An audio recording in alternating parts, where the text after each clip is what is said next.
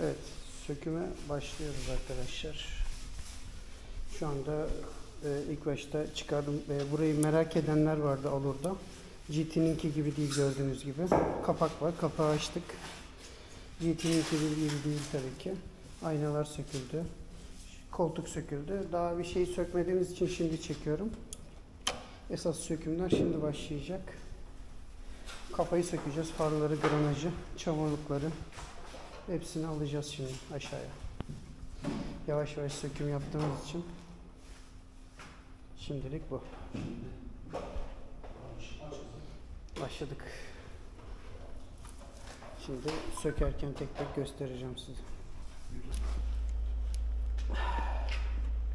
Merak edenler için ön granajın sökümü.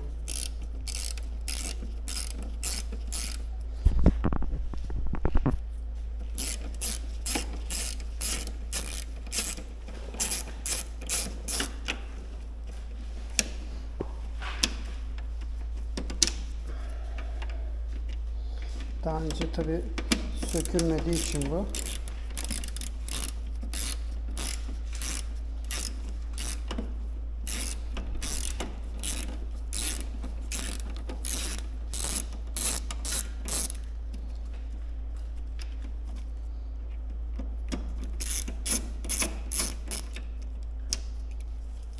Abi bunlar şeyin granajı. Ön ızgara değil mi? Aynen abi.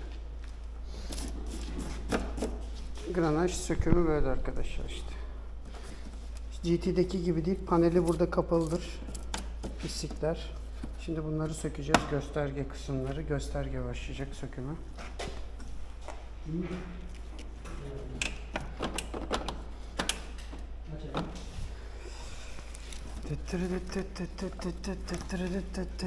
Şurada da bunun şimdi hiçbir şekilde asılsanız da gelmez. Çünkü bu Alur için konuşuyor. Gördünüz mü? Gelmez. Bunu kırarsınız buradan asıldığınız takdirde. Şunun şöyle bir formülü var. Şu kısımda vidaları var. Şurada ve altta 2 tane vidaları var.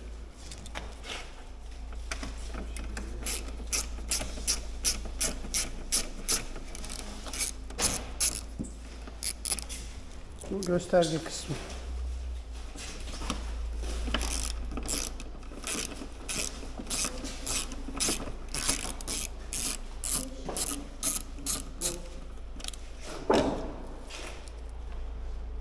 Bunlar hep göstergenin altı.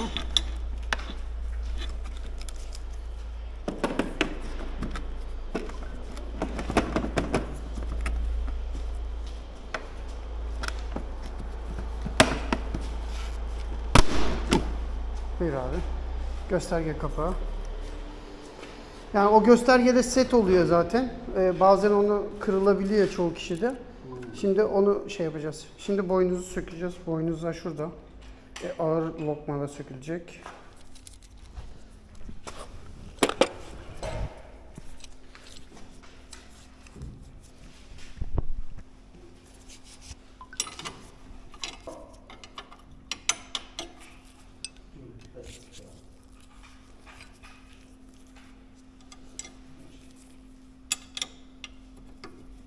Tamam.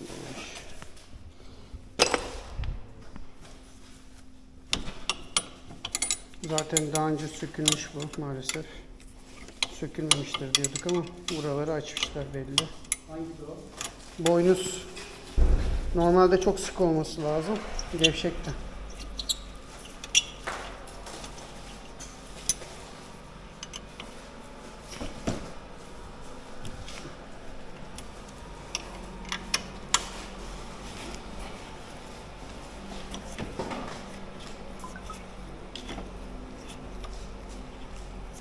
Diş kapmış. Bunu sökmüşler.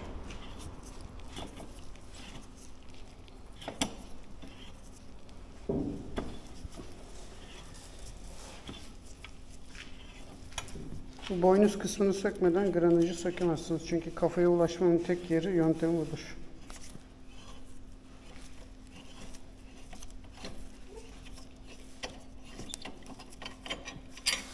Saplaması, boynuzun bunlar.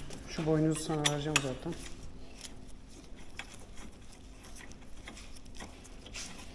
Ya vidalarınla beraber birilerine vermek daha mantıklı. 2 tane vida. Şimdi buradan dediğimiz gibi beyin kısmına, işte aksama, buradan granajlara hepsine ulaşabiliyoruz. Şimdi buradan gösterge panelini söküyoruz. Burada pinler var içeride. Kaktırıyorsunuz tırnakla. Ya bir şey yapmanıza gerek yok. Zaten tırnaklı olduğunu hissediyorsunuz. Sadece bastırıyorsunuz ki çıkıyor. Bir daha.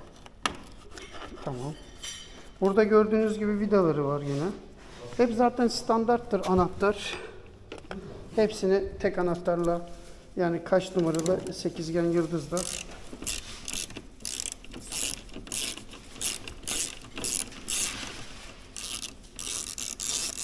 abi sadece ona 2 tane saplama vidayı koy. 2 vida sadece.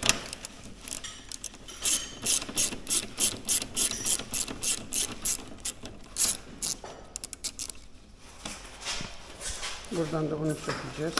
Gösterge. Çünkü göstergede kap ayrıdır.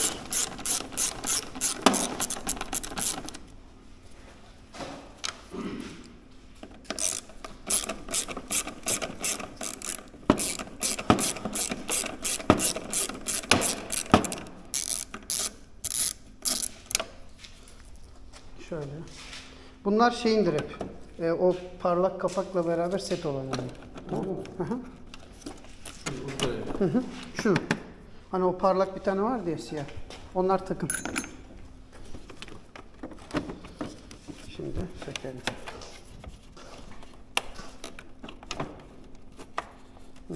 Bununki kırılmış. Ne kırılmış? Düştü mü hiç motor?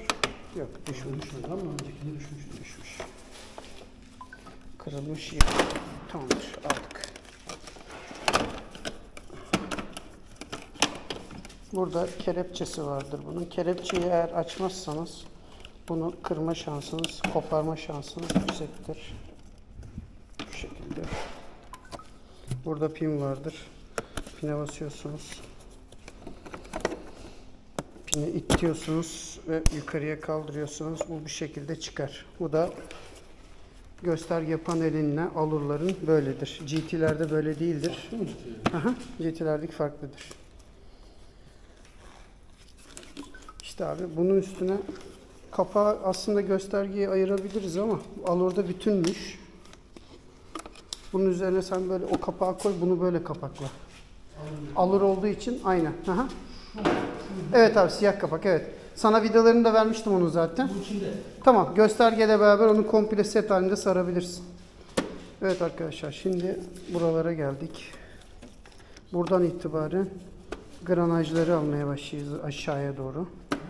Farlara gireceğiz. Şimdi sırayla gidiyoruz. İşte bu şekilde şimdiden başladık. Kafa kısımlarını dağıttık. Niye en son tekerleri bırakıyoruz? Yürütüp yerini değiştirebiliriz diye. Mekanik aksamı en son sökeceğiz. İlk başta granajlar. Şimdi granajların sökümü için ilk başta yavaş yavaş set halinde bakarak gideceğiz. Anahtar takımı.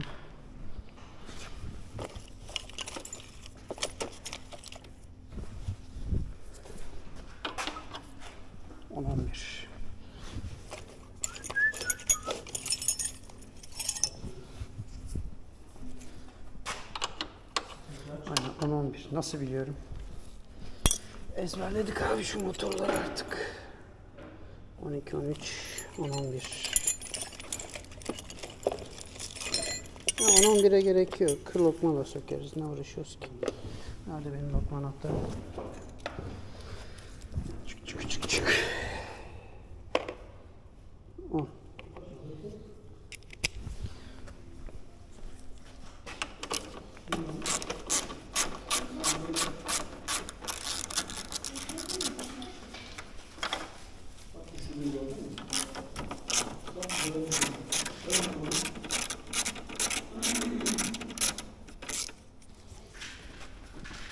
Şimdi buradan bu şekilde bakıyoruz.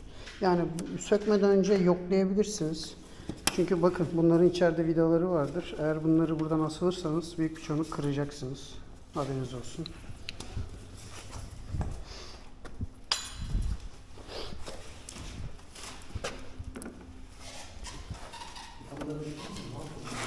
Şimdi bunu nasıl çıkarabiliriz diye bakıyorum.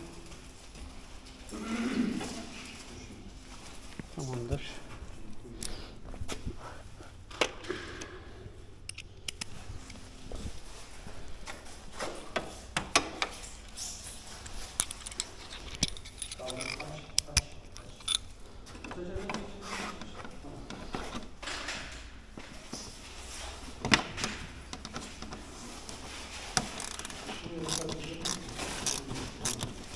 Bu tersten olduğu için kapak, bu vidayı sökmeden bunları alamazsınız. 2 tane vida vardır. Bu siyah kapağı çıkarmak için ulaşmak istiyorsanız eğer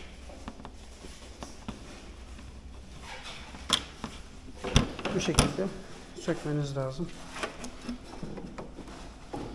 Evet, tersi anahtar girmez diyeniniz setleriniz olması lazım. Ben sürekli Peugeot ve diğer grupları söktüm. Onu da söyleyeyim sana.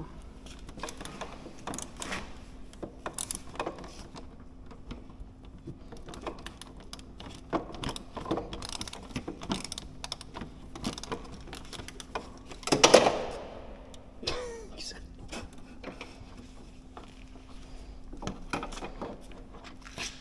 Ters bir yerde olunca.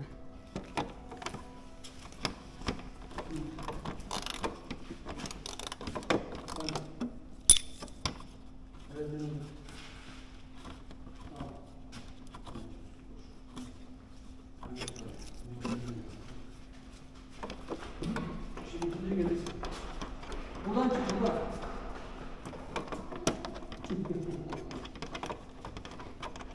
Kaybolurum diye korkuyorum. Otoparktan gitmeye korkuyorlar. Kaybolmaktan değil de. Bizimki de geziniyor otoparklarda, sonra kayboldum diyor. Bu tarafa motor bir kere yatmış. Yatmış. Bendeki her Çünkü şeyler zaten granajın boyası ondan zaten. Baksana renklik farka bak. Bana söylemedi biliyor musun bunu? Ben anlamadım yani. O da fark ettim. Şu olaya çıkınca fark ettim.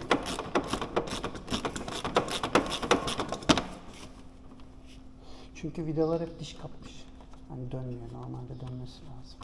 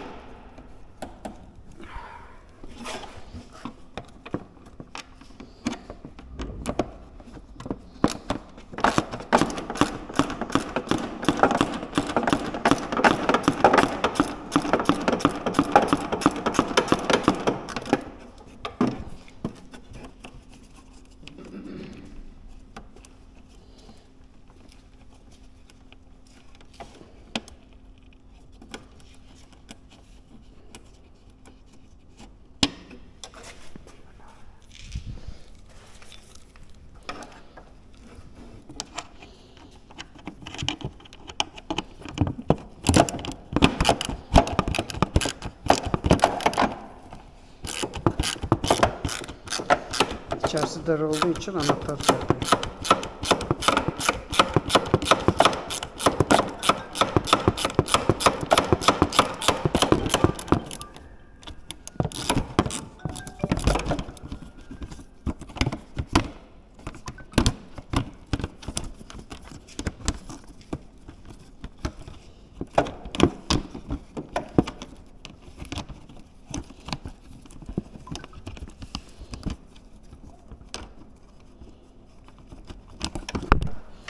Tamamdır. Yok beğendim bunu. Koruma kapağı. Aynen öyle. Evet arkadaşlar, ön kapıya ulaştık şu anda.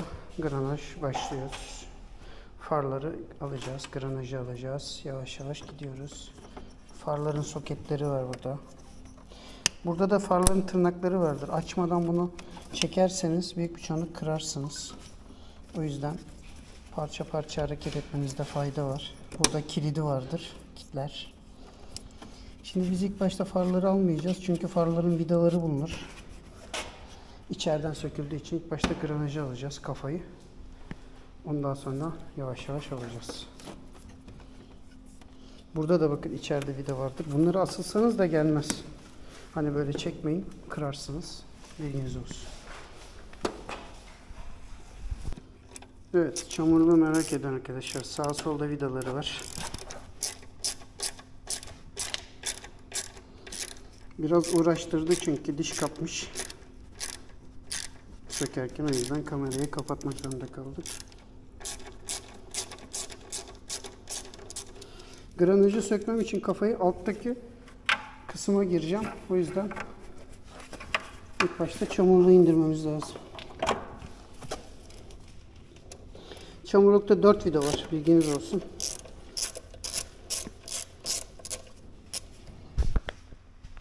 Dört vida var çamurlukta.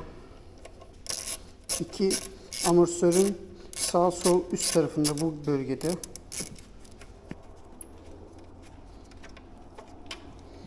Bir tanesi buradadır. Bir tanesi buradadır. Diğer kısımlar da buradadır. Öteki de buradadır.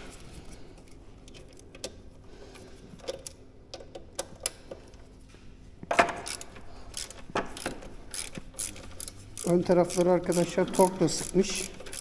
Hani niye öyle bir şey yapmışlar bilmiyorum. Bunlar gayet de iyi sıkılmış. Şimdi bakalım. Daha önceden çamurlukta boya olma ihtimali yüksek dendi. Şimdi bakacağız iç taraftan onarım yapılmış mı yapılmamış, alttan. Her şey belli olacak. Al abi 4 vida. Sende de var değil mi? Evet.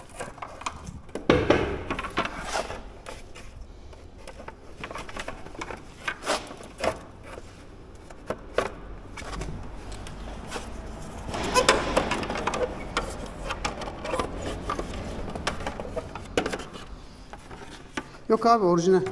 Çamurluk orijinal. Arkadaş. Ama boya var. Yok boya yok. Var var. Dışında var baksana. Eski boya içinde kalmış. Evet macun sürmüşler. Şurada macun var abi. Bu macun. Astarda macun var. Evet, çamurluk sökülmüş halde bu.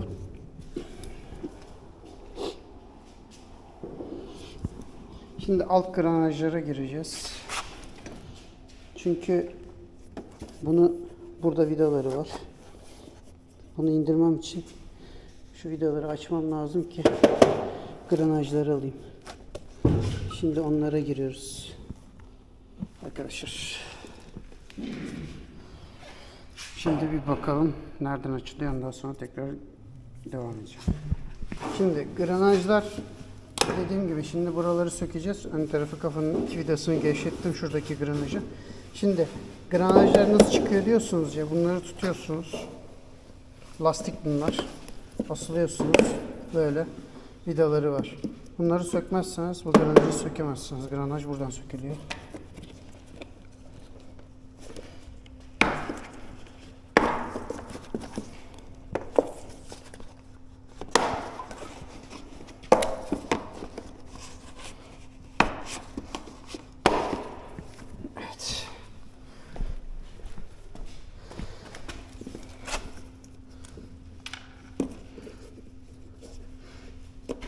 Şurada 2 tane var. Şurada 2 tane var. Sağlı sollu koyayım vidaları yere. Karışmasın.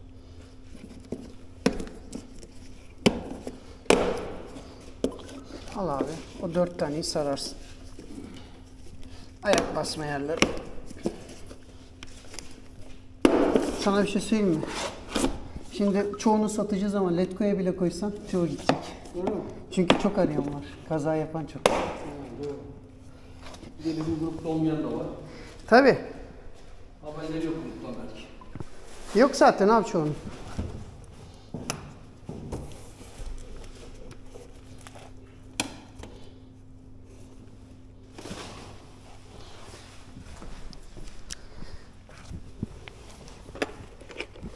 Çoğunun zaten haberi bile yok abi.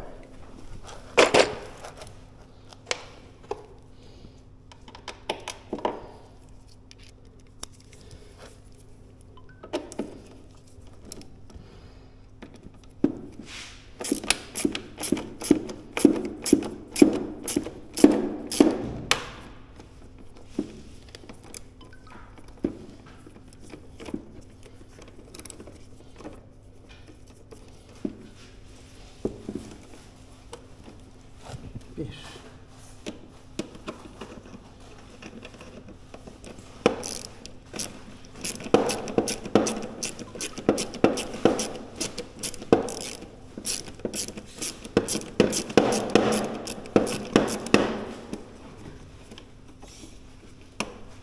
Fotoğraflarını çekiyorsun değil mi sen?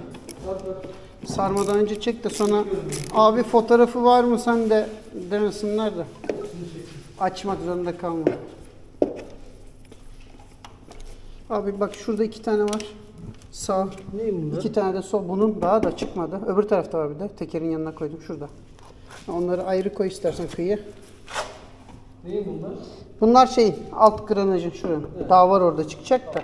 Sırayla gideyim de. Söke söke. Yani şöyle bir kutuda bütün motoru dağıtabilirsiniz. Hani arkadaşlar diyor ya abi nereden buluyorsun anahtarları? Bak şöyle bir kutu ya. Boşun satılıyor, her yerde satılıyor. Ben bunu arkadaşın Almanya'dan gelmişti. Ona arabasından aldım. Ama boşun hepsi var piyasada. Lazım abi lazım. Ya bütün motoru düşünün yani. Şununla dağıttım ya. Düşünebiliyor musunuz?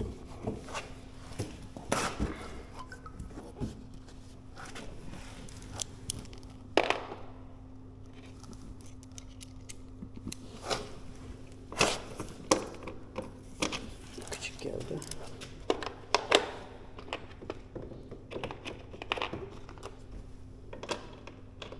Bu büyük geldi.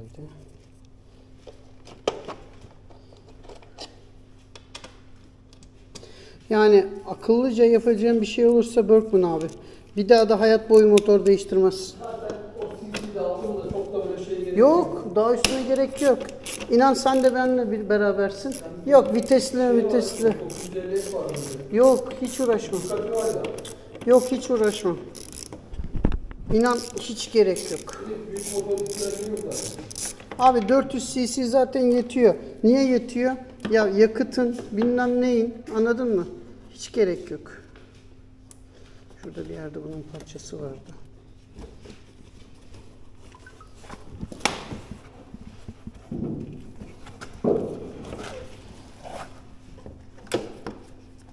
Aynen şurada. Yani hiç gerek yok abi. 10 numara. Her zaman standart çoğu parça bunun 10 numaradır. 10 numara anahtarla alayını sökebilirsiniz.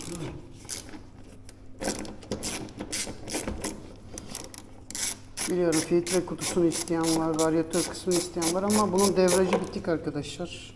Onu maalesef veremeyeceğiz. Bitik. Şimdi birleşme eklem yerlerini gevşetiyorum. Sonra çatır çatır sökeceğiz. Bakıyorum eklem yerine. Burada.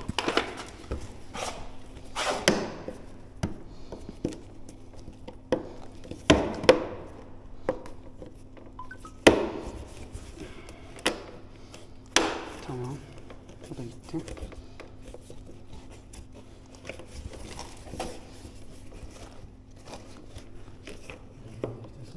Hı? Yok sıkıntı yok ya. Yıkarız ellerimizi artık.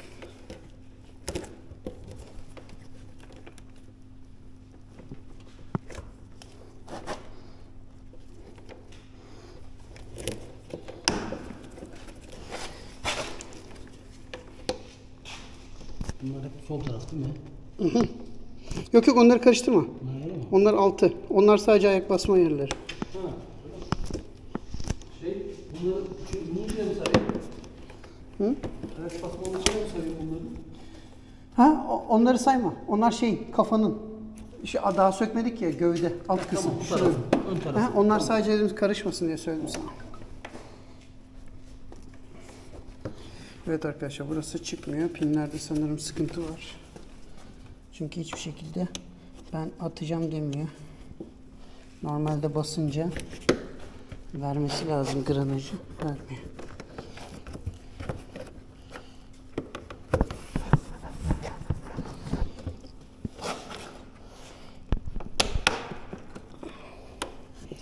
Verdi şimdi. Flash tutayım mı? Yok.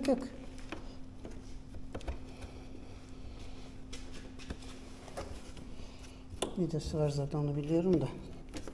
Bir kıpırdatayım dedim de kıpırdamıyor.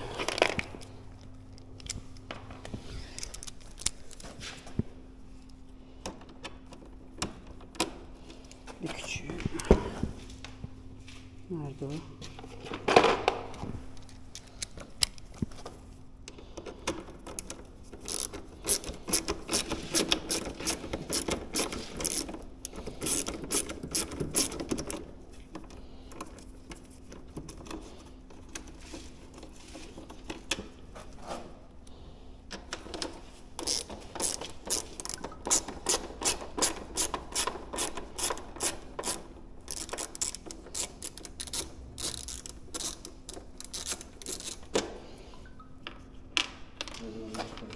Hı?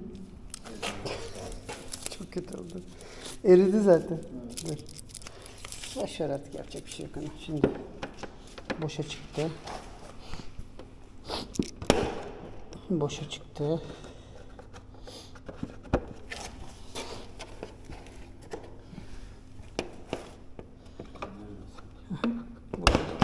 Boşa çıktı. Tamam. Boşa çıktı mı? Çıktı. Çıktı. Bir tane de burada olması lazım.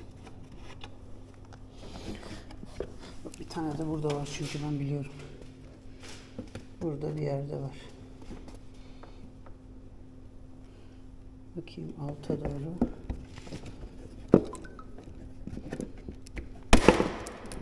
Attı. Bir yerinden çıktı. Sıkıntı yok. Kırılmadı yani. Problem yok. Tamam, onu alırız. Onu yerine takacağız. Pini. Şu. Tırnak. Onda bir şey yok.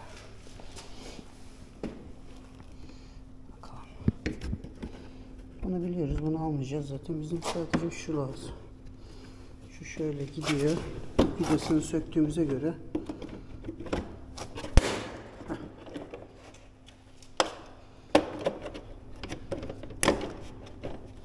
Buradan da çıkardık vidayı.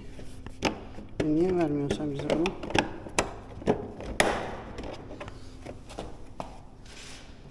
Tut bakayım içeri doğru abi. Yok bir dakika. Ercan hemen. Yok abi bir şey. Hiçbir şey yok. Tırnak var sadece. Ha var. Tuncay bak. Var mı? Bak. Ya abi. Bak gördün mü? Gördün mü şimdi? Tam parmağımın ucunda bak. Gördüm. Tamamdır. Onu da aldık. Bu neye takılıyor abi? Bir ona bakalım, kırmayalım. Ha, orada bir tane daha var. Tırnak mı? Tamamdır.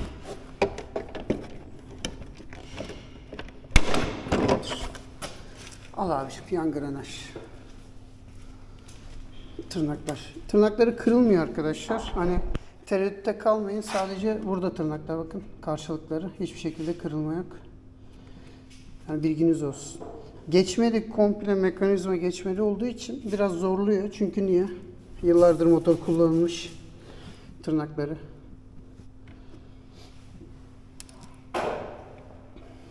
Zaten kırılsa da karşılıkları bunlar sanayide satılıyor, kırsanız da.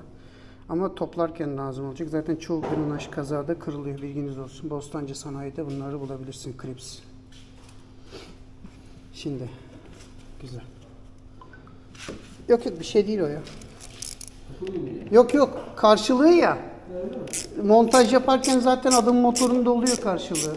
Çok önemli bir şey değil gerçekten. Adama önemli olan karşılığı. Zaten kaza yaptıysa o ister istemez kırılıyor.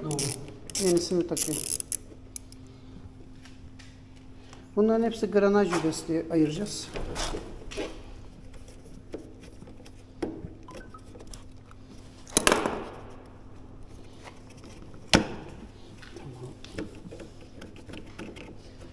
Çantayı bence alalım biz ilk başta. İnşallah kasmaz o. Hayırlısı bakalım, deneyelim, görelim.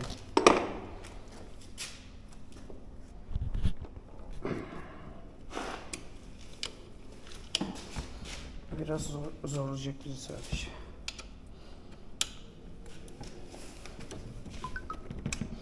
Çünkü düşme kalkmada kasılıyor ya vidalar.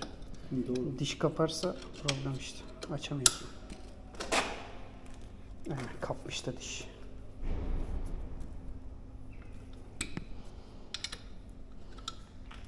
Çünkü her yattığında şaseye bağlı ya. Maalesef. Anahtarı varsa çantayı ayırsan hafiflesin biraz. Aldım anahtarı. Seninkinden hepsi. Ha, motorun gözüne koymuş olabilir misin?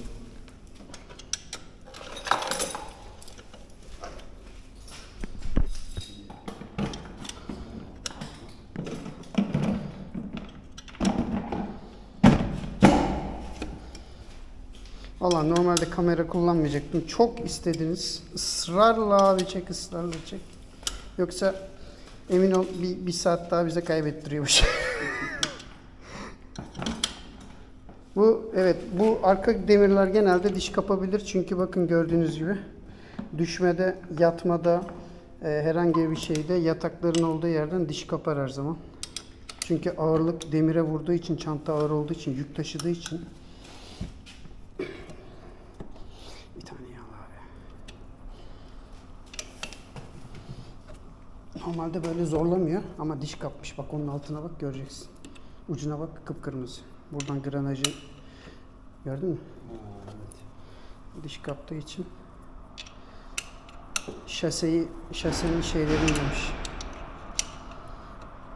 Bize zaten şase artık çöp. Şase isteyen olursa bükülen bulunmaz Hint kumaşı, artık saklar mı bilmiyorum, sahibine sormak lazım. Yani yarın öbür gün biri kaza yapar, şase lazım olursa.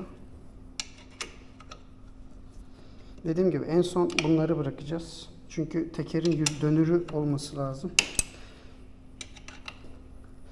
Beyinleri sökeceğim. Şimdi kafaya gireceğiz zaten. Arkadan motoru soyarken arkadan öne doğru soyulur. Bilginize bak, gördün mü?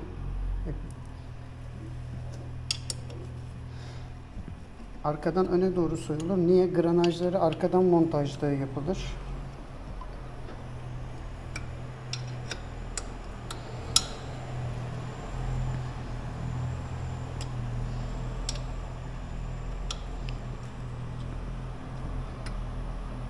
Bu da kalmış.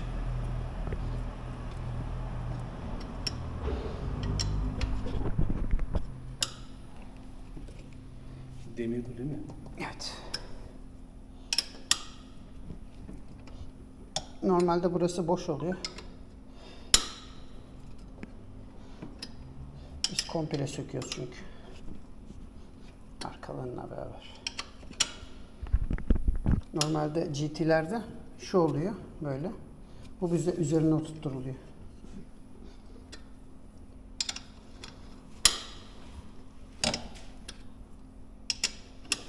Arkadaşlar zorlamasının tek sebebi dediğim gibi diş kaptığı için.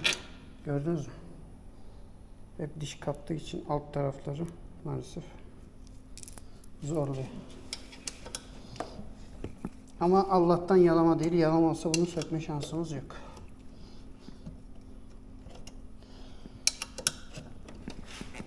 Aynen abi, tutacağım mecburen. Onu bana doğru kaldırarsın. Yatmasın aynen. Çünkü diş kaptırırsak çekemeyiz onu.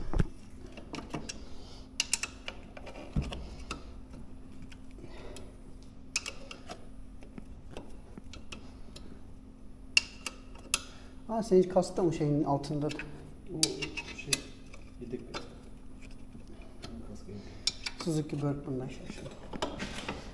Ben şeyi satayım. Forza'yı. Düşüneceğim o. Bir tane almak kıyayım. Ya pozisyon bir şekilde artık ömrünü tamamlayacak her şekilde. Elimde kalır mı? Zaten kaldı. Çok da önemli değil. Seviyor muyum? Çok seviyorum. Ben de işte. Maalesef. Ama bak gördüğün gibi her şeyini onun sayesinde öğrendim abi bunları. Bunları sökmek gerçekten kolay mı? çok rahat. İstanbul içerisinde kullanılabilecek böyle en hafif. Abi şunu Ağır servise olmasına rağmen bak, şu şey motoru servise götüren biz kaç saat oldu? 2 saat olmadı da. Oluyor. Bak motor bu hale geldi. Servis diyor ki abi 2 günümüzü alır onu sökmek. Şimdi niye 2 gününü alıyor motoru sökmek?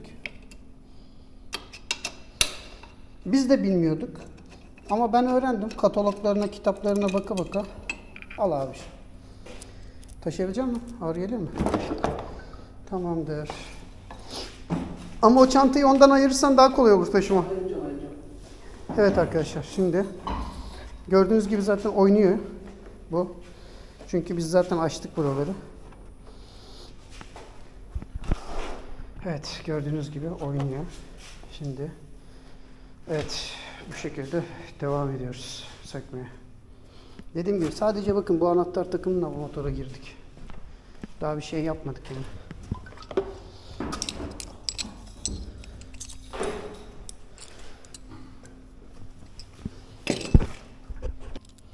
Evet arkadaşlar, devam ediyoruz sökmeye.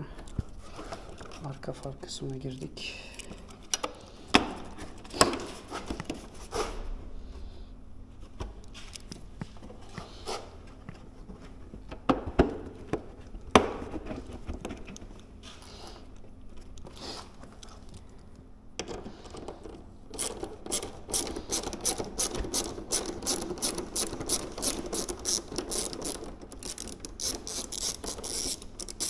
Ya bulunur bir de bunlar, bir şey değil ama olsun, sen gene de sar abi.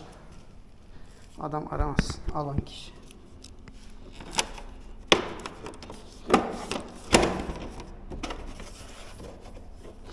Burada ayak kısmında bunun bir tane yeri var. Bu da 10 numara anahtar. Ya 10 numara anahtar lokmala. Bütün motoru dağıtabilirsiniz. Burada ayaklığı açarsanız şuradadır.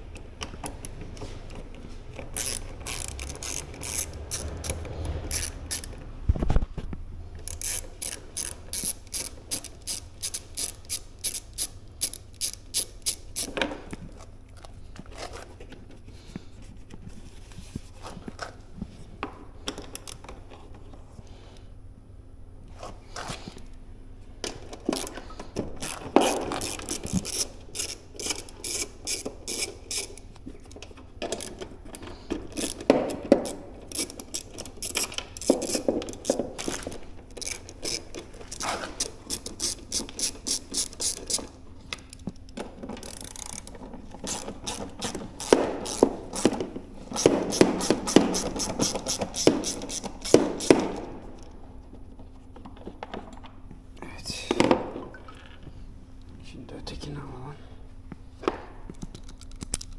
Bunu koy cebe.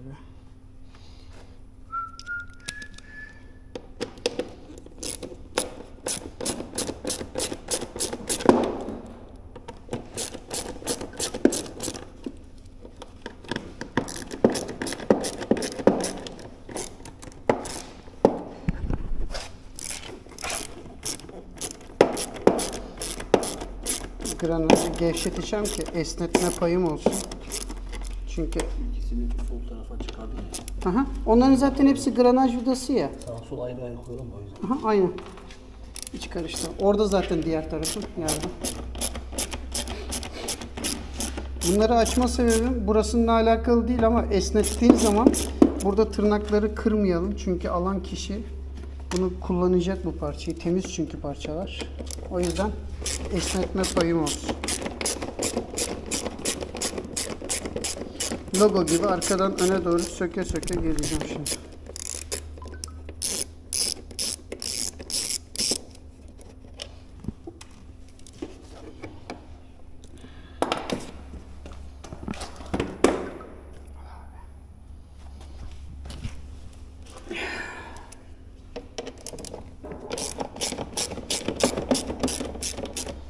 Bir gün böyle Ersin şey yapıyoruz. Adamın teki biri geldi bana. Dedi ki abi yedek su deposunu bulamıyorum dedi. Elimi parmağımı bir soktum bir açtım. Abi kırıldı mı o dedi kapak. Yok be abicim dedi, çekiyor geliyor. Doktor gibi oldum dedim, sıkıntı yok. Şimdi onu söktük, onu söktük. Burada gene bir tane kuyrukta vardı.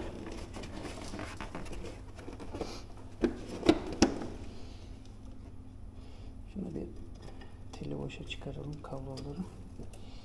Şunu bir aralayalım.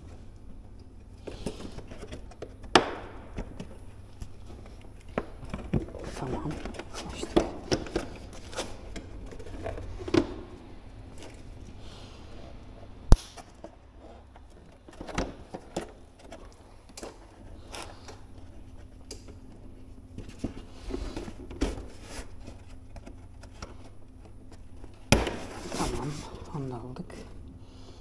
Burada bir tane dedin sen, altta var.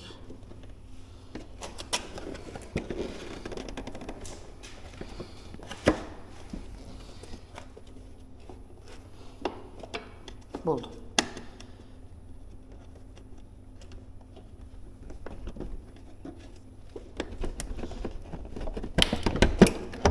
Tamamdır.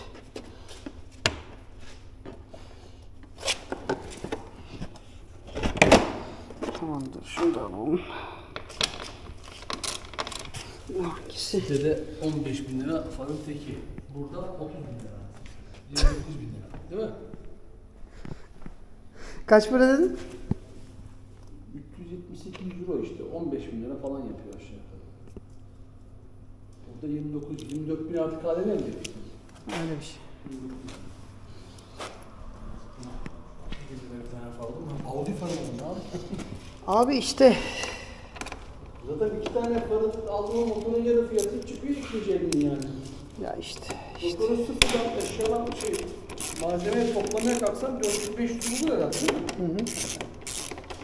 Ya abi şöyle söyleyeyim sana. Şimdi arkadaşlar da biz duyuyor zaten. Şu motoru 100.000 liraya satıyorlar ya. İnan bir kaza yapsam, biz de bir grupta bir kaza yaptı. 130.000 liraya motoru zor topladı. Yani 110.000 liraya hani satan arkadaşlar gerçekten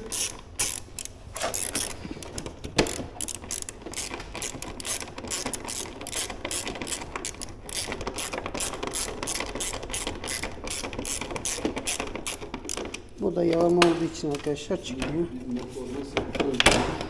Buyur abicim. Sağ sol granaj vidaları hepsi yerde. Evet. Şimdi bu tarafı aldık. O tarafı aldık. Şimdi aynı şekilde buradan arkaya doğru gideceğiz. Bakalım. Abi işte ben Peugeot'u etiketleyip paylaşıyorum ya. Sizin eksiklerinizi biz tamamlıyoruz diyor işte.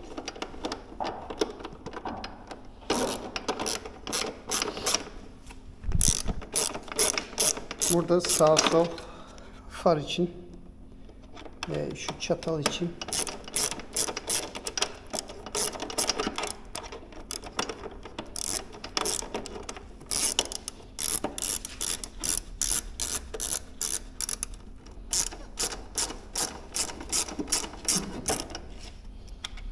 tamamdır. Bunu da boşa çıkaralım. Kuyruğu asılmak biraz zor olacak da o yüzden onu yavaş yavaş çıkaracağız.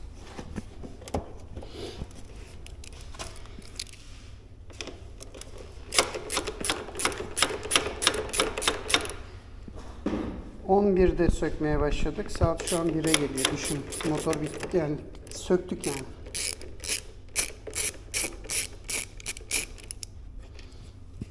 Şimdi soklarında Tamam. Kafayı ayırdık.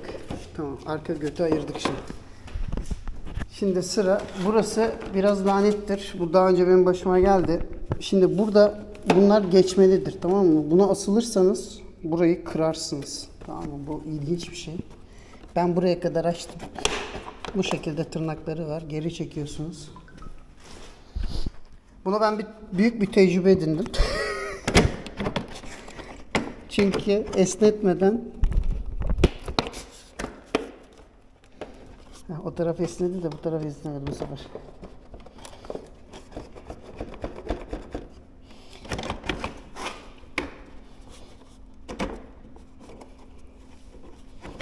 Esnedi.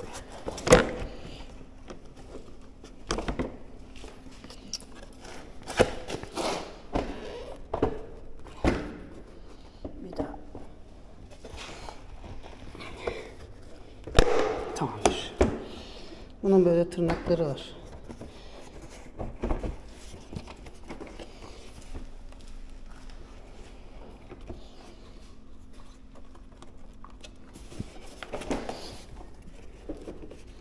Amacım şimdi plakalıkla beraber olmakta ama alamıyoruz çünkü burada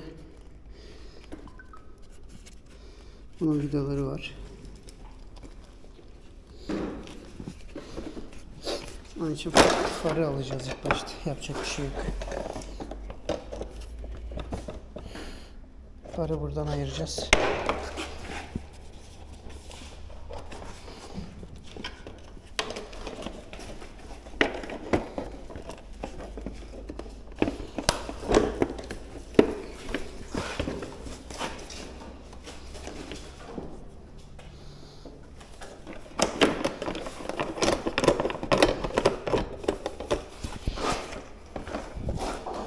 Bu da geçmelidir.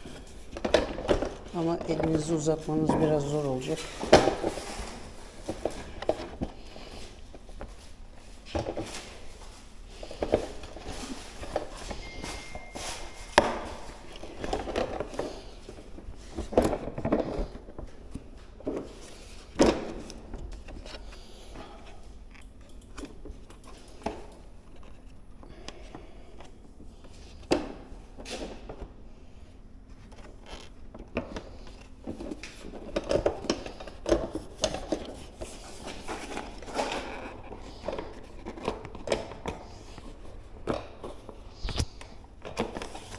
Bu iki parçadır normalde.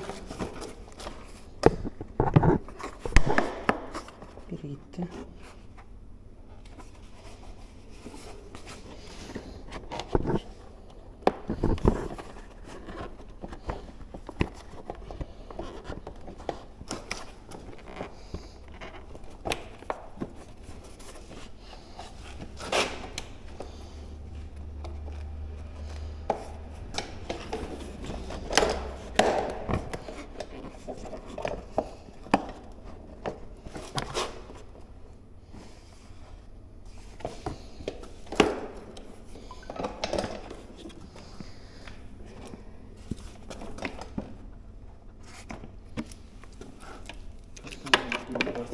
Ne?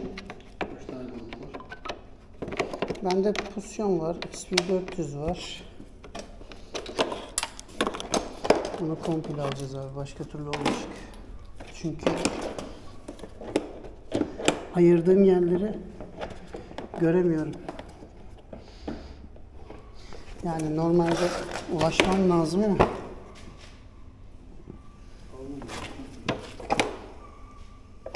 bana ulaştırmıyor. Bir de uzunu deneyelim.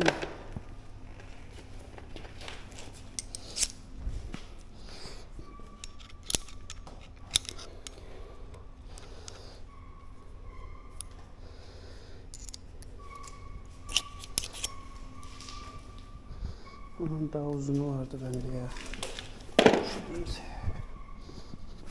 Şunda mı? Ha, burada.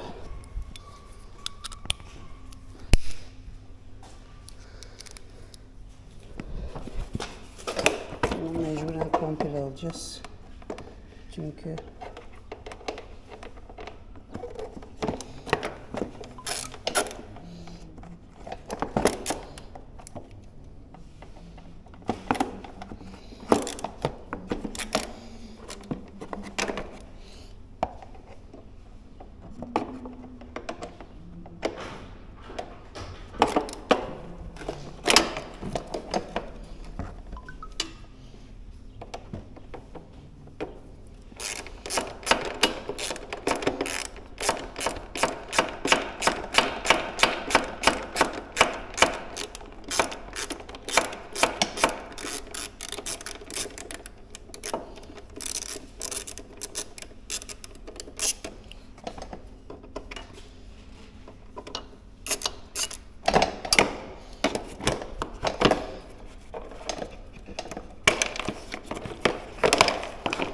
tamam.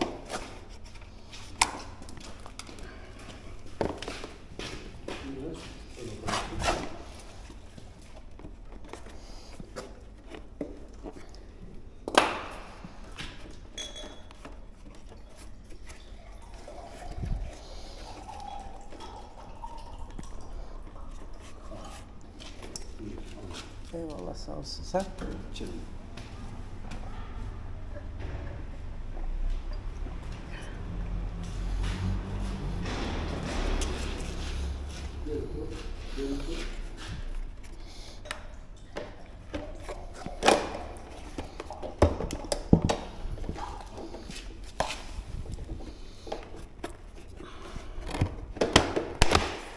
Heh be.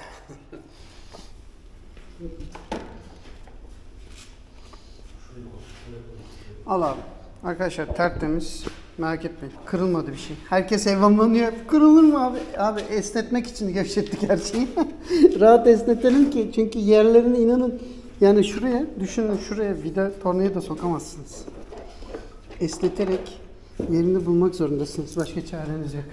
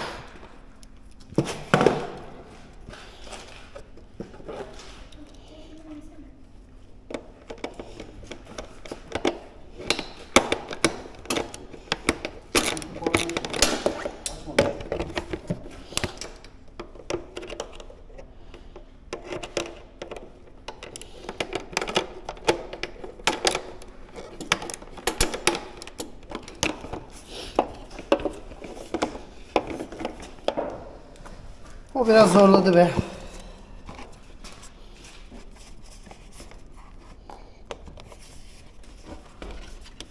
Biraz zorladı.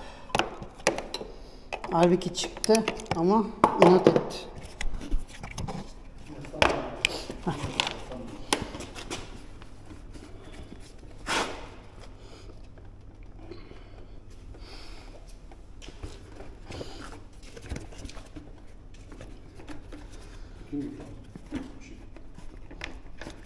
Bastırabilsem. Bir. Bir de şunu çıkarabilirsem tamam.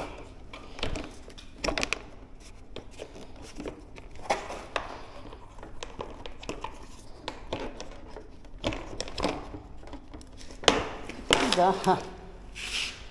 Bir daha düştü.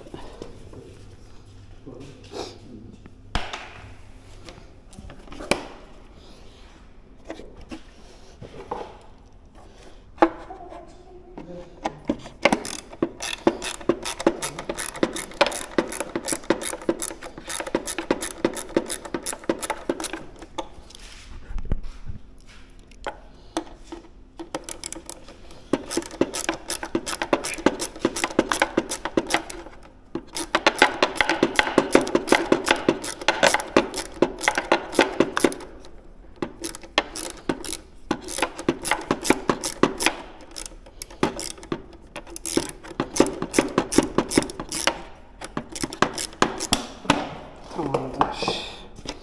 Farımızı da söktük.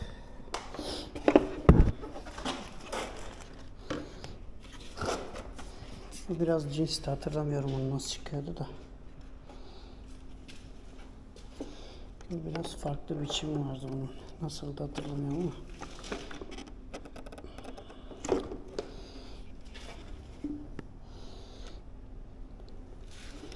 Telim bastırıyorduk.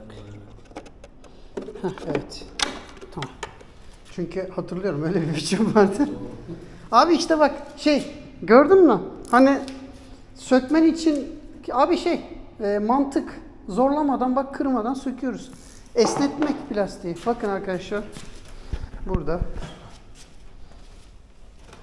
Motorun yarısı burada, yarısı burada. Şu an. Evet, söküme devam ediyoruz. Şimdi arka granajı, farı aldık. Sinyal şu kısmı sökeceğim şimdi. Şu göt kısmını aşağı indirelim. Burada onun var, bir tane vidası var zaten. Kablo sistemi dışarıda kalacak. Ondan sonra sinyalleri alacağız şimdi. Evet, şimdi kuyruk kısmını söküyoruz. Sinyalleri plakalık diye geçiyor, biliyorsunuz.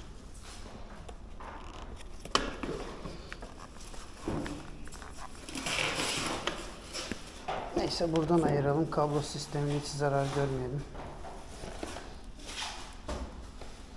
Bunları açarken dikkat edin çünkü hepsinin kilit mekanizması var üzerlerinde. Tırnakları var. Bilmezseniz sıkıntı. Bilginiz olsun. Şimdi bunu bir şeyle kaldırırız. Problem yok. Şuradan şunu alalım. En küçük anahtarı.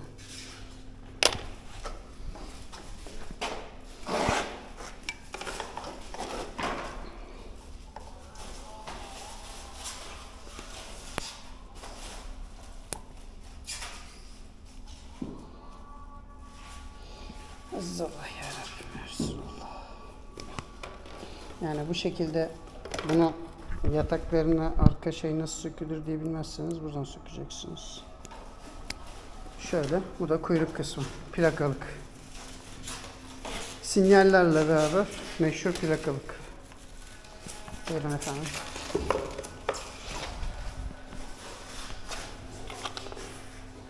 Evet arkadaşlar, bu da bitti.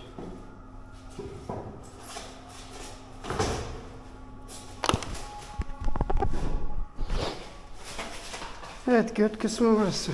Bunun daha önce hiç hasarı yok. Hasar görmemiş belli. Evet, hiçbir hasar görmemiş bu. Gayet de buradan belli. Bu belli. Buradan herhangi bir hasarı bunun yok.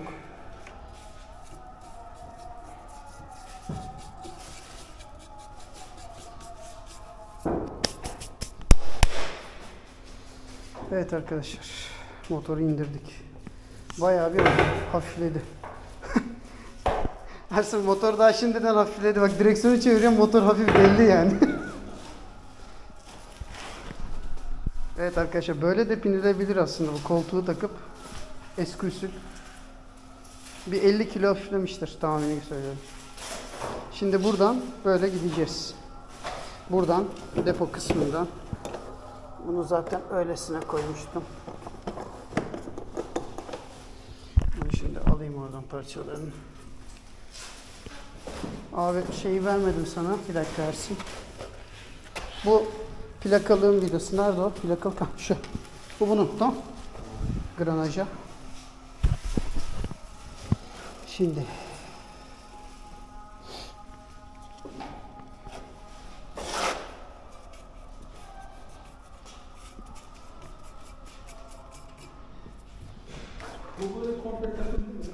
Takım.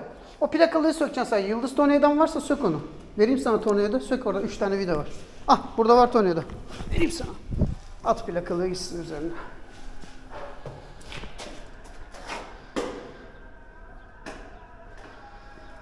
Şimdi buradan bunları sökeceğiz.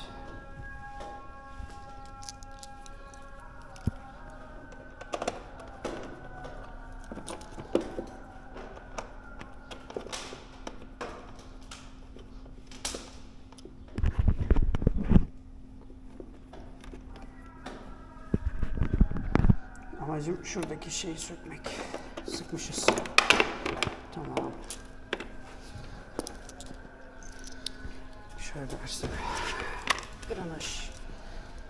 Akü kapağı. diye geçiyor. Akü kapağı. Aha. Onda fotoğrafını çekebilirsin. 10 numara.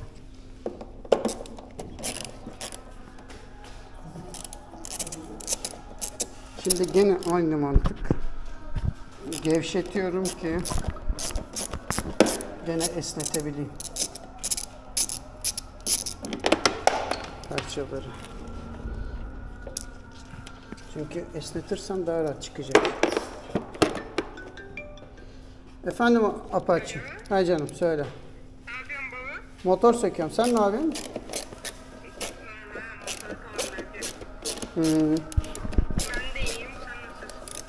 İyiyim. Ne yapıyorsun? Nasıl gidiyor? Buyurun efendim. Ben anneme söyledim de işte şey dedi. Baban atmazsa biz neye göre alacağız bisikletleri? Bir daha söyle. Baban atmadan biz bisiklete nasıl bakacağız dedi. Tamam işte onu bekle dedim. Haftaya dedim ya sana. Sen niye beklemiyorsun? Bilmiyorum. Anlamadım. Sen yanlış mı anladın? Ben sana model seç... Atmadan nasıl bisiklet bakacağız ya? Tamam da işte model ne var? Ne kadar fiyatları bakmanız lazım ki ona göre ben sana ayarlayayım para. He? Annem de dediğimi diyor işte. Tamam işte gidip bakıp seçeceksiniz ki ona göre ben sana para vereceğim. Para atmazsa biz neye göre bakacağız ya bana? Tövbe yarabbim. Oraya gidip bakacaksınız. Bakmazsanız bakarız sonra ya. Tamam? Var mı başka bir şey? Bakın bakayım dedim de. İyi tamam babacığım. Öpüyorum seni. Tamam işlerim var konuşuruz. Hadi bay bay. İşte abi erkek çocuğu da böyle. Ne oyun bilgisayarı bitiyor ne bisiklet aldık bisiklet olmuyormuş. Bisiklet bakacakmış. Şimdi annesi bana şutluyor bilerek pislik olsun diye. Baban uğraşsın diye seninle uğraşamayacağım diye. Şimdi o da diyor ki baba diyor ilk başta para atacakmışsın diyor. Sonra biz gidip bakacakmışız annemle öyle diyor. Annesi bana şutluyor. Annesi de kurnaz. Biliyor çünkü.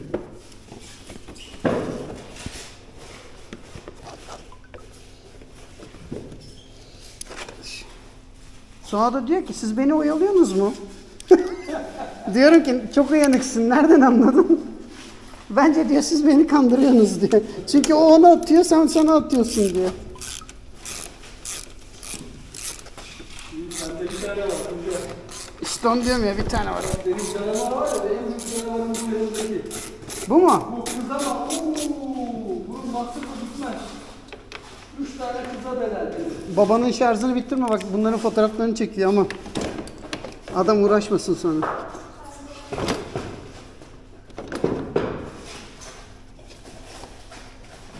Bu var ya bu abisi, bu var ya ne fenası bu.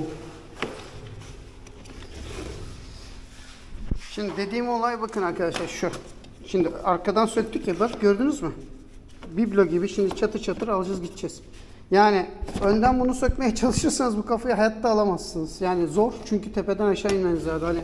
Hani servisler diyor ya uzun sürüyor abi işimiz uzun sürer abi. Tamam burada 3 tane vida var. Tamam onu biliyoruz. Bunlar yan granajlar. Hepsi yan. Sağ sol bilerek koydum. Bunu çektin mi? Sağ sol ikisi burada. Evet.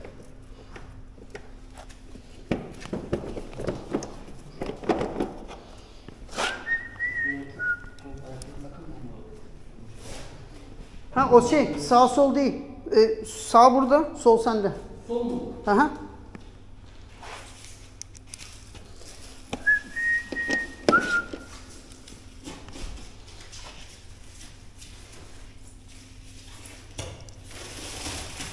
Demek babanı çok üzüyorsun ha. Yok, bilmiyorum. Sadece biraz masraflı bu kadar. İstekler bitmiyor değil mi? Bitmiyor abi. Önce tablet alıyorum. Bizimki tableti alıyoruz beğenmiyor. Dedi. Heh. Babam bana tablet almıyor. Tamam ben giderim bakarım sana. Ondan sonra bir bakıyoruz beyefendinin elinde son model tablet. Bunu kim aldı sana diyorum. Dedem. Başka torun var mı? Başka torun yok. Yoldan alıyor işte. Dede hemen öyle. Dede. Şimdi de diyor. Sen diyor önce diyor para gönderecekmişsin, sonra biz bakacakmışız.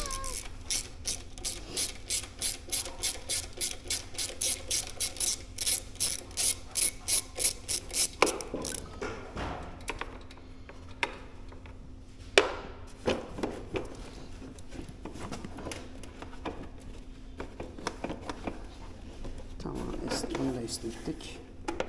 Tamam, bu da esnedi. Tamam, şunları şimdi alıyoruz.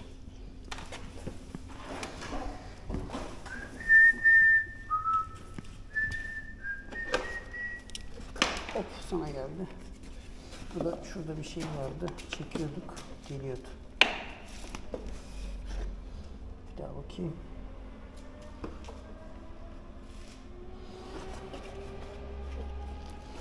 Çünkü onu böyle çıkarıyordum ben. Çıkmadı, bakarız ona şimdi biraz. Eyvallah. Aynen. Aha.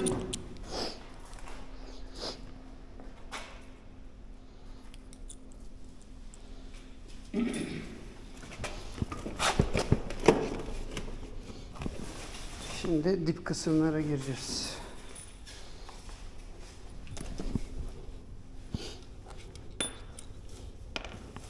Buralarda bir tane burada, bir tane burada, bir tane de burada var.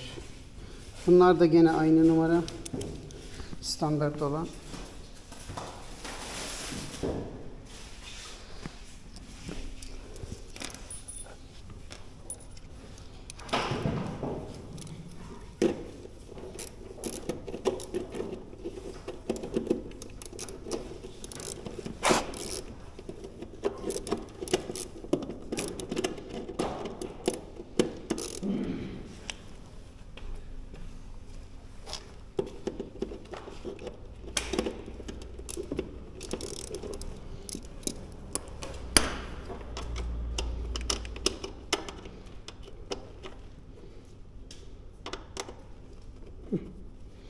Olmuş bu.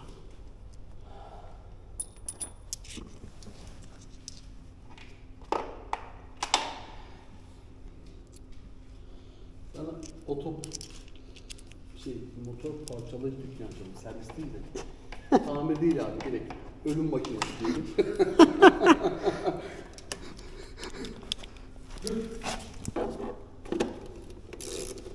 Bu çalıntılar sana geliyor. Bütün çalıntılar gelir sana. Abi parçalamasında çok hızlıymışsın sen, şunu bir parçalasan. Acil. Metini duyduk abi. Aynen. Hakkari'den geliyoruz. 2 saatte motor indiriyormuşsun. Abi şunu bize bir parçala. Diyeceksin oğlum, bu öyle bir şey değil. İşte abi. O pulşun için geçerliydi falan. Abi inan, şeyleri sökmek daha kolay. Siz abi söktüğün yarıya kadar nerede? Elimize hasar verdik. Arkadaşlar şimdi böyle motor bu kadar söktük. Granajların tamamı orada. Kırmadan etmeden söktük. Arkadaşım bir tanesi zaten ön tarafı komple aldı. Farlarla ve farlarda gram hasar yok. Bu şekilde burası içi. Ne isterseniz buradan ulaşabiliyorsunuz. Kafa demirini soktum. Şimdi bunu çıkaracağız. Oradan beyinleri falan sökmem için şunu, şaseyi ayırdım. Ama gelmedi. Bir daha bakacağım. Başka ne vida var. Ondan sonra sökeceğiz bunu buradan. Şimdilik böyle. Evet arkadaşlar. Motor bu. Sensörleri söktük. Şimdi elektrik tesisatı, bobinler, şeyler kalacak. Biri half litre kazanını istemişti. Onu söktük. Şimdi acil olarak isteyen arkadaşlara ürünler söküldü. Hazır. Ersin'le beraber fiyat vereceğiz. Akşama WhatsApp'tan yazacağız. Çünkü benim biraz işim var. 4'te. Akşama doğru Ersin'le karşılıklı onları hallederiz. Ersin, bilgin olsun. Arkadaşlar size kargo yapar. Parçalar temiz. Çizik yok. Baştan söyleyeyim. Ambalajlandı her şey. Motor şu anda şu şekilde. Gördüğünüz gibi bir tane kutuyla bunun hepsini yaptım. Bu kadar. Şimdi farları isteyen biri var. Biraz dinleniyorum. Kafayı alacağım. Farları sökeceğim. Farlarla şu granaj komple birine gidecek. Geri kalan bobinler, işte konnektörler, şeyler, topraklaması, gaz kelebeği, sigorta kutusu. Yani çok şey var daha. En çok arıza yapanlar konnektörler. Ersin'in konnektörleri sıfır, garantiden değişmiş zamanında, motor çalışmıyormuş. Çalıştırmak için garantiden değiştirmişler. Varyatör kısmında dediğim gibi tekrar söylüyorum. Varyatörde yapacak bir şey yok. Devrajı ben size söylediğim gibi alıp onun devrajını demo olarak kullanacağız. Çakma bir devraj deneyeceğiz üzerine. Olursa herkes öyle yaptıracağız. Ucuza mal edeceğiz devrajı arkadaşlar. Ersin sağ olsun Ar-Ge için biraz katkıda bulundu. Alabilirsin abi dedi direkt. Zaten 35.000'de bitik devraj onun da. Benimki gibi. Onu Ar-Ge yapıp takacağız. Bir iki motorda deneyeceğiz. Bakalım performans olursa teker teker sök tak yapıp Ar-Ge yapacağız. Şimdilik bu arkadaşlar. Çekimler böyle. Bunun tabii ki ilerisi gelecek. Daha bugünlük bu kadar sökeceğiz. Burayı aldıktan sonra motor bu şekilde kalacak. Üzerine bir şey örteceğiz. Hani çoluk çocuk bir şey söküp çalmasın diye. Sonra da elektrik tesisatını komple şaseden ayıracağız. Varyatör kapağını. Ersin bak senin motora fazla yağ koymuşlar. Motor yağ kaçırmış. Fazla yağ koymuş servis. Tebrik ediyoruz. Hava filtre kazanına yağ atmış. Bunlar bizim hep el izlerimiz. O yüzden pis. Bunların hepsi temizlenecek. Ersin merak etmeyin, size teslim ederken hepsini. Bu magnet yumuk. Magnet isteyenler olursa bu magnet yumuk. Ama bu taraftaki sağlam temiz. Gaz kolları bunlar gayet çalışıyor. Bunları falan ayıracağım ben. İsteğe göre de geleceğiz, sökeceğiz. Fren kısımları, diskler. Fren balataları yenimiş isteyen arkadaşlara haberi olur. Beyinler falan ayrılacak, paketlenecek. Yani aslında en kaliteli yerler şu kafa kısmındaki beyin kısmı. Onlara da bakacağız arkadaşlar. Şimdilik görüşmek üzere. Evet, Boratay ustamız şu anda farı söküyor. Şu an farı çıkarma aşamasında. Farı aldık, granajı açtık, ön granajı. Şu şekilde. Şimdi Boratay arkadaş. Soketi, ya Fransızlar öyle bir yapmış ki motoru. Anlatmak zor.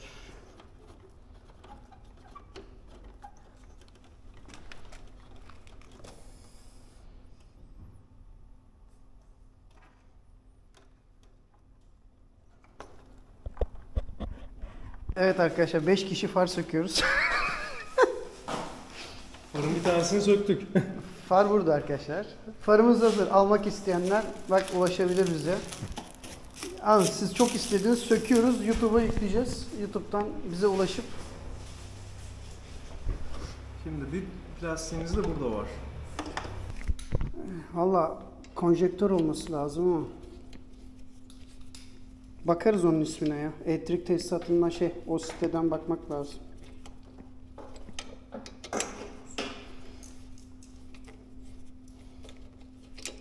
Altta üstte vidası var. Ayaklıkları söküyoruz şimdi.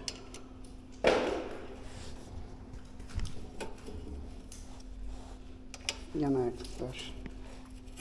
Polis gelmeden parçalamamız lazım. Komşular falan duysa var ya başım belaya geldi. Evet, bu arka ayaklık. Komple. Arka ayaklık. Şöyle. Burada da Ersin paketleme işinle uğraşıyor böyle. Söktüklerimi diziyor. Varyatör kısmını merak ediyorsunuz ama sonra en son. Şimdi motoru üstten aşağıya doğru bir hafifletelim. Arka koruma kapağını soruyorsunuz. Koruma kapağı Ersin'in temiz. Burada sadece sürtme var. Bunu soranlar yani her şekilde alabilir.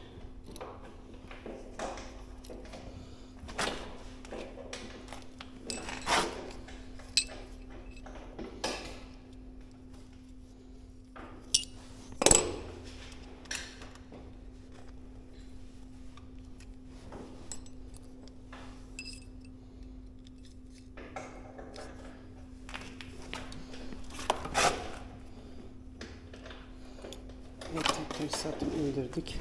Şundan şunu açayım.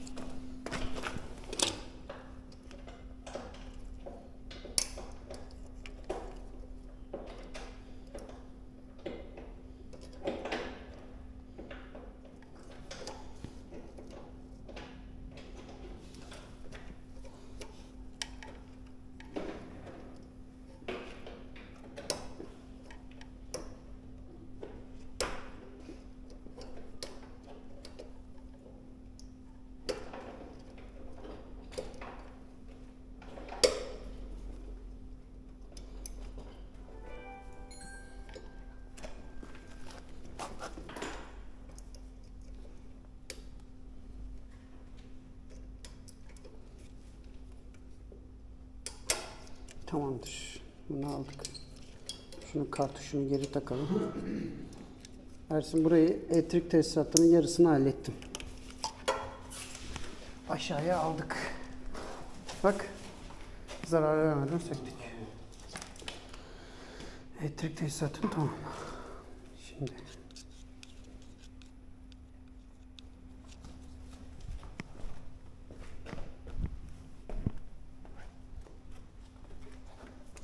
Ne oldu beyefendi?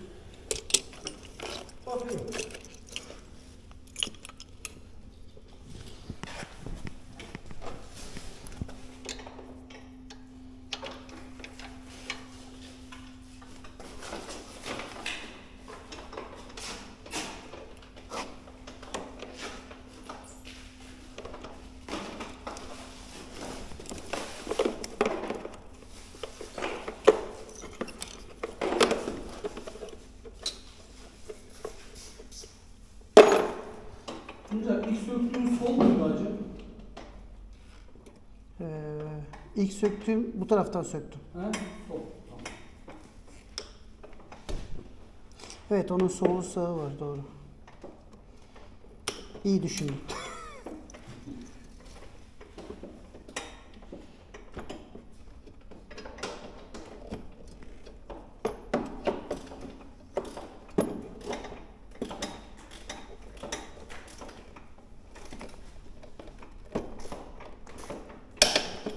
Tamam.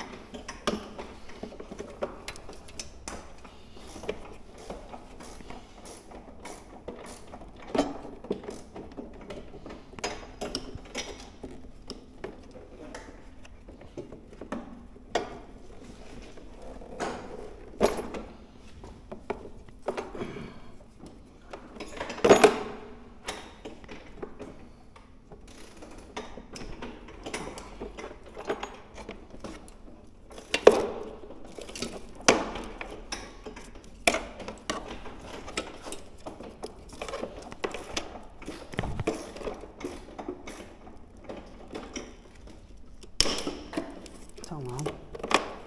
Onu da aldık.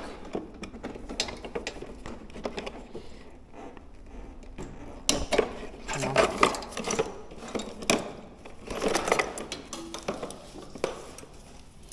Tamamdır. Elektrik tesisatını temizledim.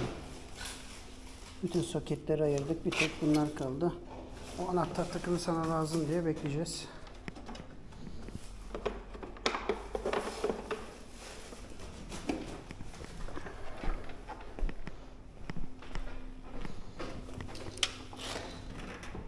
Aldın mı? Geliyor mu şimdi yardım? Telefonu Maviyi almamız lazım o şey. bunu nasıl kapatıyoruz? Işığın şarjı bitmesin. Şu sen nasıl bastırmıştın? Şunu kapatsan şarjın bitmesin. Neyi bastırmıştın? Arkada beyaz vardı ya. Bak böyle. Bak çift tarafta şey gibi. Elim girmeyecek ama oraya. Ha, sıkamazsın o zaman. O zaman bir tanesini bassak, yerini kurtarsak. Hani çoğu kişi diyor ya, abi peteği sökemiyoruz. Buradaki granajı almadan bunu alamazsınız.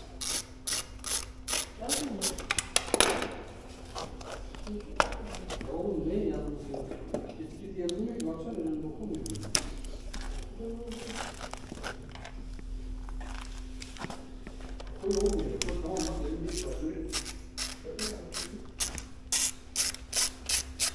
Bunda 4 tane vida var. Bu kapak sağlam. Bu kapağı isteyene verebiliriz. Kırık yok. Bu şekilde o kapak böyle çıkar.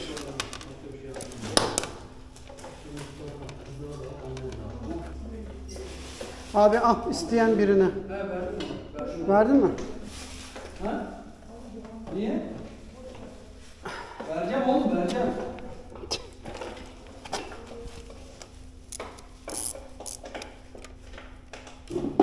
Sağlam değil mi o? Çok sağlam. Hiç şey kırık yok. Verdim onu. Sen 1200 aldın demiştin değil mi? Aha. Abi 600'e verdim galiba. İyi, güzel fiyat. Parasını verdim.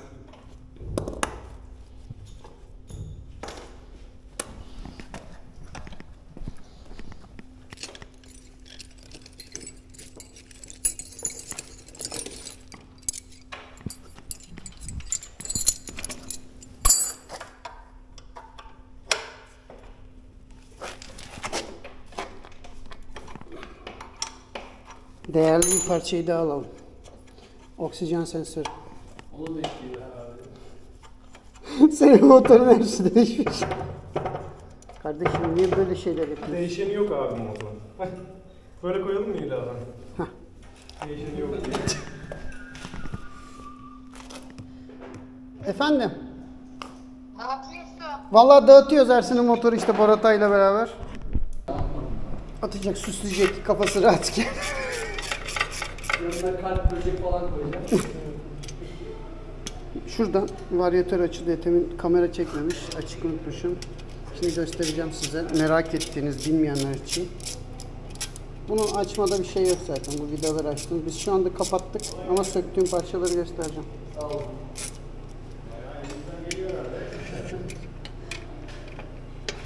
Getirmeye çalışıyoruz arkadaşlar.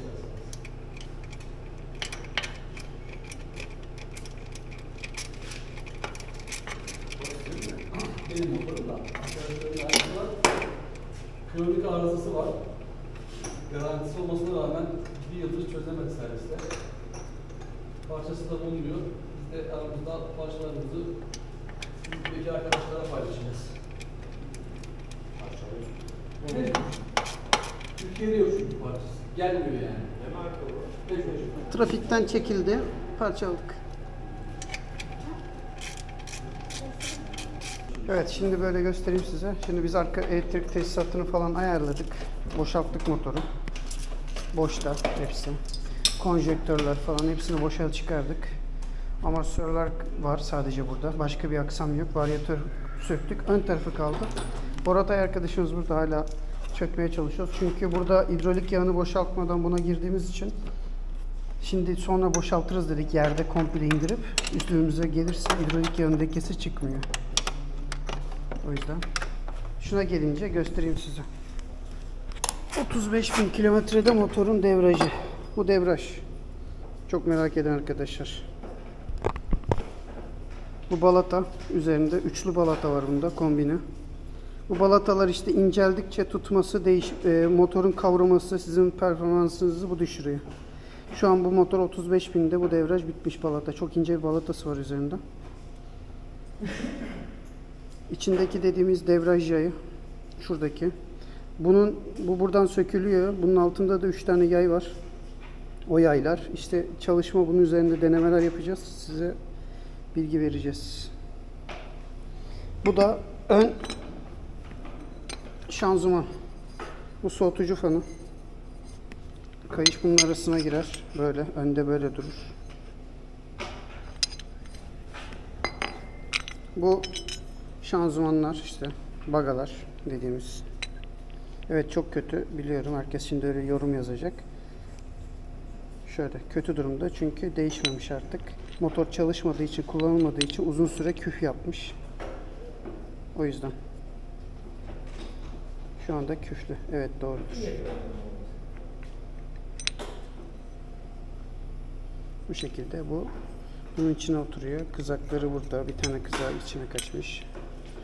Kızak dediğimiz kaydırıcı diyorlar. Servislerin kaydırıcı dediği muhabbet bu. Bu buraya takılıyor. Şöyle. Bunun burayı tutması lazım. Bu burayı tutmuyorsa, düşüyorsa bunun da ömrü bitmiştir. Kapağın da bunun da. Bu şekilde. Su depom yok diye burada.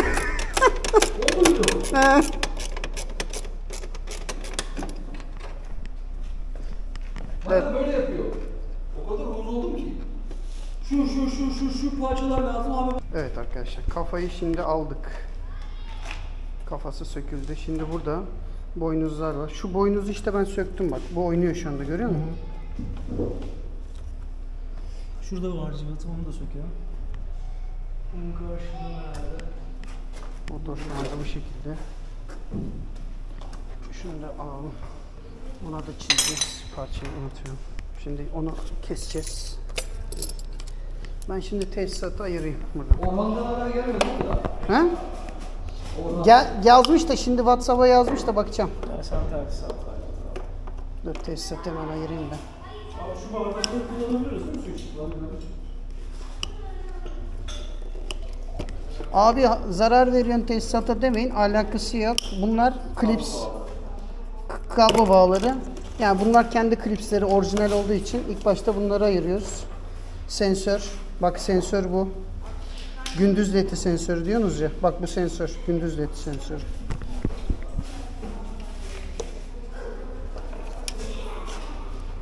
Bu led sensör bu. Onu ayrı paketlese onu da eve çıkaracak. Onu parçaların içine koymasın. Şimdi kablo bağlarını aldım.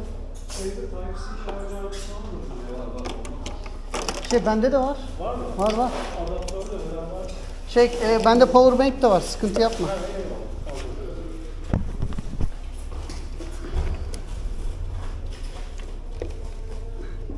Bunlar far tesisatı.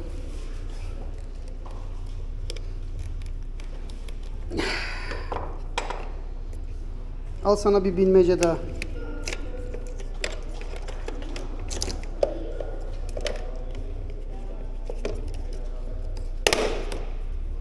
Evet, sensör bu far sensörlerin olduğu mekanizma diye geçiyor. Tamam mı? Bu buraya oturtturmalıdır. Burada olur. Bu kutup başları. Burada gene bir şifreleme. Bu neymiş? Bak yazıyor. Hetron elektronik diyor. Alman. Niye Fransızlar Alman kullanmış acaba? Basayım ben çıkaracağım. Bas hocam. Bir saniye. Bir de. Ha şimdi bas. Bu ne? O Sensör. Sensör abi. Neyi sensörü? Far sensörü, gündüz ledi. Gündüz led sensörü. Hı hı. Gündüz ledi sabit yansın diye o sensör oluyor. Cık, yok yemiyor.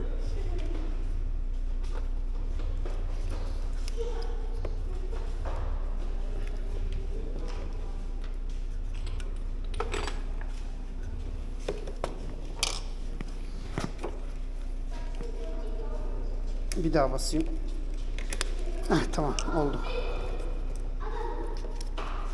Tamamdır. Sence bu nasıl çıkıyor? Ne?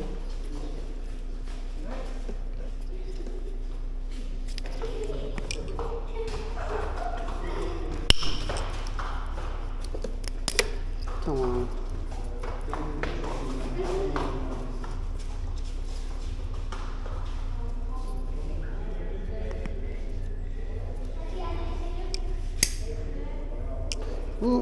Bu da oturtturma mekanizması olduğu için çok önemli bir şey değil.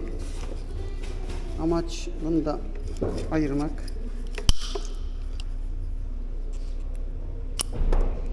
Çünkü bunları kırmadan çıkarmak perçinleri zor. Evet bu da çıktı. Bunu da götürsene. Bu da sensör. Ama onun ne sensör olduğunu bilmiyorum. Ona bakmak lazım. O ne sensörü bilmiyorum. Koduna bakma. Ha? Ya o da bir sensör ama neyin sensörü bilmiyorum. Park sensörü değil mi? Yok park sensörü değil. O far sensör. Gündüz ledi. Gündüz led. Gündüz ledi. Yanıyor ya. O gündüz ledi şurada oluyor. Uzun yanarda söylüyorsun. Ha yanlarda yanan gündüz ledi sensörü. Onu işte bantladıkları zaman yanmıyor. Sök onu ya sıkıntı yok. Soketliymiş ama çok gereksiz söktüm. Ha. Uzun. Evet arkadaşlar devam ediyoruz. Şimdi hidrolik yağ panelini alıyoruz aşağıya. Hoca abi. Bunu buna nasıl takalım şimdi? O çevirici. Ara çeviriciyi takacaksın gene. Onu nereye koydun? Şurada. Çek. Yok çek. Heh. Bir tarafı onun. O onun. Tam o onun. Öbür tarafı da onun. Heh.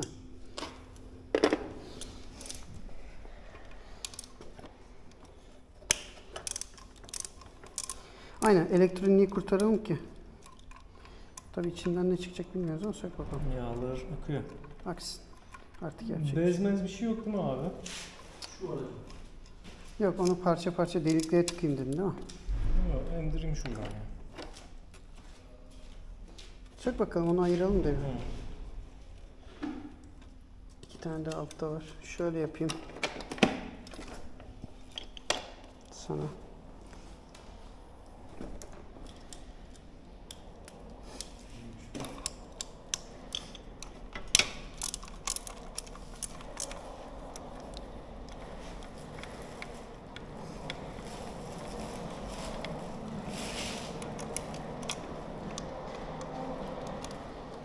Ben sana dedim. Parçaları pozisyonun XP400'ü aynı diyorum. Millet inanmıyor bak. Xenon da aynı. Abi aynı far. Anladın mı? İnsanlar bilmiyor ama biz söktüğümüz için. Hayır biz söktüğümüz için biliyoruz. Ben sürekli söktüğüm için diyorum ki aynı far XP400 grubunda adam yazıyor diyor ki aynı değil abi. Tamam çıkar mı? Bir şey düştü. Bir daha. Tamam. Bu şimdi elektronik aksa. Bu elektronik pompa. O manuel pompa. O zaman şuralardan şunları da sökelim Tuncay abi. Ya şu şerefsiz sen niye çıkmadın be? Anahtara belki anahtar kaydırmıştır. Başka numarasına bakalım. Aynı anahtarın. Gel. O var mı? Kaç o? Bir tane daha onum olması lazımdı eski benim.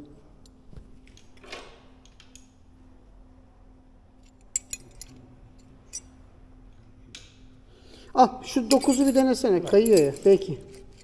Bir dene. Sadece dene. Yok.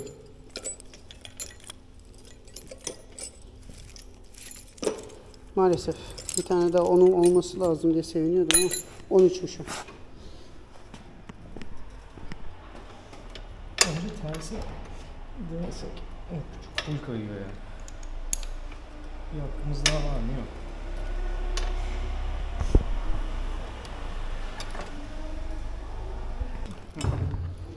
Böyle daha kolaymış. Şimdi davlumbazı alıyoruz.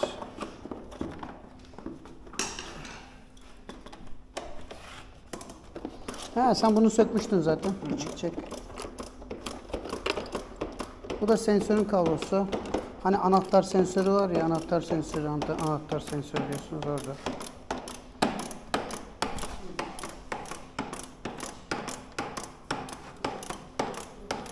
Burada da var burada. Tamam yok şunu çıkarayım. Yaradı mı işe? İşe yaradı mı? Yok elindeki yaradı mı işe? Yok yaratır alıyor ya. Islatacağım. Ah davlumbaz. Temizleyeceğim artık nasıl yapacağım bilmiyorum da. Davlumbaz, ön teker davlumbaz. Hani kaza yapınca ilk kırılan şey. Şu var şu burada.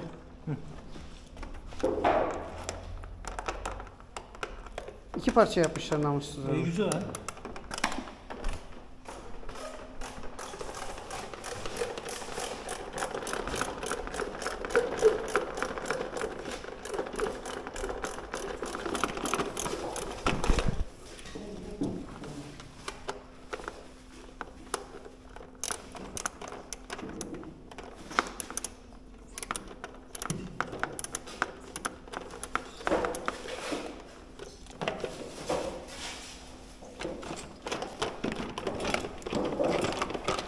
Tamam. Çıktı bu onun tabii bağlantıları. Tabii onun bağlantısı.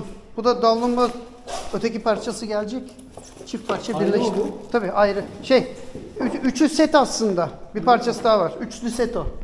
Senin yaptığın arka, bunlar ön parçaları. Davlumbaz yani hepsi yani set. Set. Nasıl çıkıyor? Halat mı? Işık tutayım mı? İyi olur.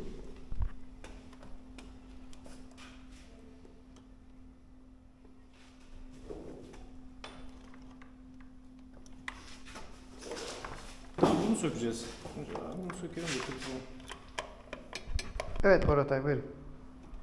Abi bu motorda bir şey eksik gibi ya. Evet bir şey eksik. Yani iki tane cıvatasını sıkmamışlar gibi sanki. Evet. İki cıvata yok mu motorda ya? İki vidayı çekmemişler. Allah Allah Allah iki vida yok yapacak bir şey yok. Motor bayağı hafifledi. Şu an var ya çalışıyorsa şu şekilde en aşağı 160 basar. Tesisatı bırakacağız üstünde. Çünkü kesip geçmeyelim. Varmış hiç söylemiyor ha. Varmış mı? Evet. Allah Allah. Evet arkadaşlar motorun son hali. Bitti. Sadece tesisatı ayırıyoruz ve işimiz bitiyor. Ersin egzozu da alalım mı üzerinden dursun mu? Kalsın hacı. Tamam. Onları en son eğer bir şey lazım olursa indiririz aşağıya. Gaz kelebeğinin içine bir şey girmesin elektronik ya. Onu tıkacak bir şey bulalım. Evet arkadaşlar son halimiz bu.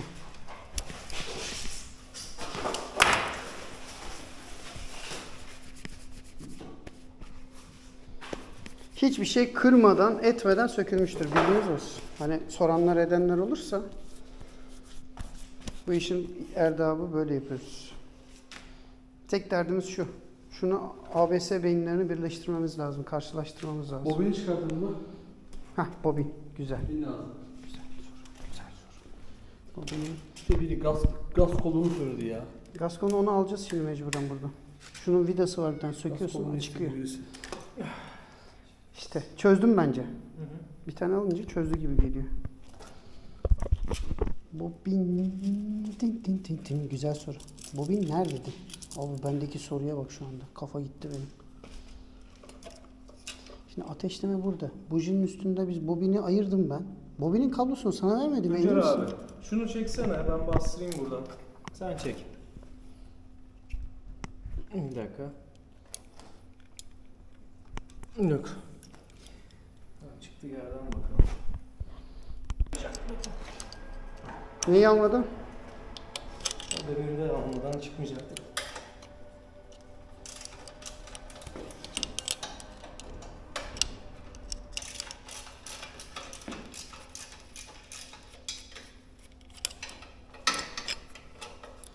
Ah, magnet. Hatta şöyle yap adamı, belki vidası yoktur. Yalama olmuştur. Biz de sağda solda kalacağım.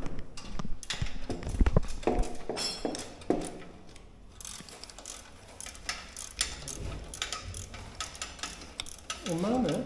Şiren. Hı.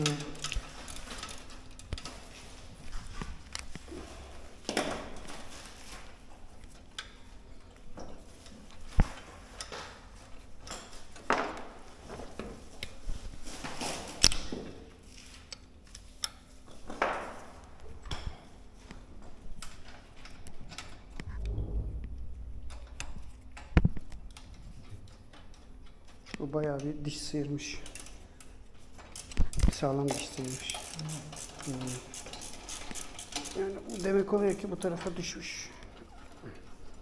Kaymış. Ya tabii şimdi kaç yıllık motor baktığın zaman o da zorluyor olabilir. Kaç yıl? 2 yıl. O da doğru ya. Yağmur yesin. Garantisi biteli yeni aldım anasını satayım. Evet. Evet, alıyor muyuz benzin deposu? Tamam. Bir ateş çak da acım, kaçak var mı bakalım. Ha, bir bakayım abi. Çok haklısın. Arka ön fren. Ön fren. Hidrolik. Hı hı. İyi. Ne oldu? Şey geldi. Benzin. Antifriz. O az önce benim ellerim şey gibi oldu zaten. Alıyor muyuz? Alıyoruz. Kim alabilir bizi ya? Diyor ya. Kim alabilir bizi? Evet arkadaşlar, depoyu indirdik. Geliyor abi ya. Heh. Gaz kelebeği bak burada. Hı hı. Ne yapacaksın? Şuradan O şuradan sökülüyor zaten. çıkarsana oraya. Şuradan sökülüyor. Ha. Çıkar abi.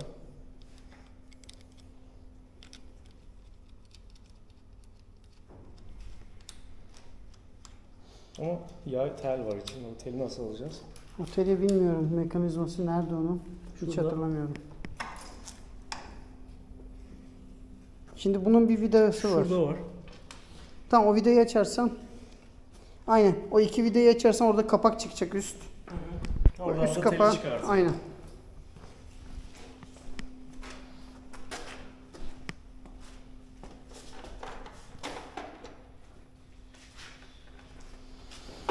Evet.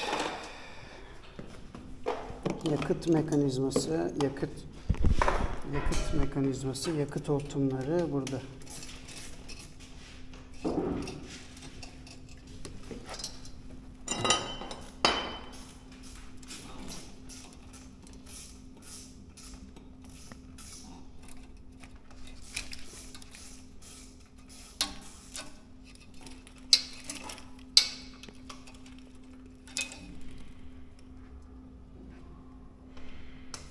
Emniyet valfi varmış lan burada. Adamlar emniyet valfi koymuş buraya. Vay anasını sayın seyirciler. Emniyet valfi koymuş, yakıt kesici. Depoya yakıt gitmesini. Kaza anında düşünce kesiyor. Sensör yani. Ha, burada da var. Bunu tekrar kapatırız ama. Tabii mecburen. Kolu sökeceğiz zaten. Ha, kolu süttü. Çıktı mı kol? Tamam güzel. Onu Ersin istiyor zaten. Bobini de verdik. Ersin'in başka istediği ekstra bir şey yok galiba. 7-0 Suzuki rica ediyorum. Overlay abi. En yakın bayiye gidiyoruz. Onu nasıl söktüysen Murat Ay bunu da alalım aynı. Olur mu? Ha, Aynı bunu da iki vidadan. Tamam. Gevşetince çıkıyor. Tuncay abi şu gaz kalıbını kurtarsana oradan. Oo, yakıt bayağı var bunun içinde ağır. Bak şimdi. Nasıl kurtaracağız onu? Bir dakika. Şöyle mi? Hı. Oradan çıkar aşağıya doğru. Şöyle. Hı. Tamam. Şimdi buradan çıkarman için Yok.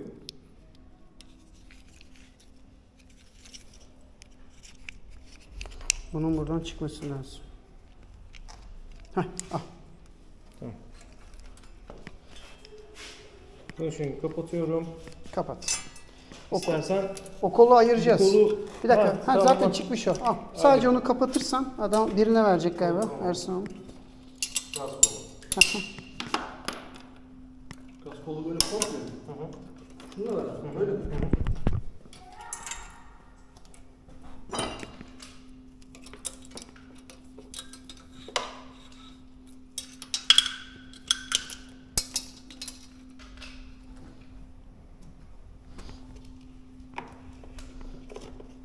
Gaz kolu sadece değil mi? Yok, bununla beraber al. Yani istiyorsan o sadece o kolu satın. Ersin, teminden bir uğraştığımız mevzu. Aha açtın mı? Temin- Ersin. Temin Sadece çözdük. onu mu istiyor? Yani onu istiyor. Tamam. Neyse kırmadan söktük ama.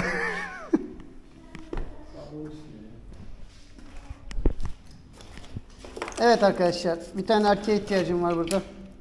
Depoya almak için. Aynen. Kalkmayacak tek kişi çünkü. Dur geliyorum. Ağır. Gördün mü abi de? Kurtar onu sen.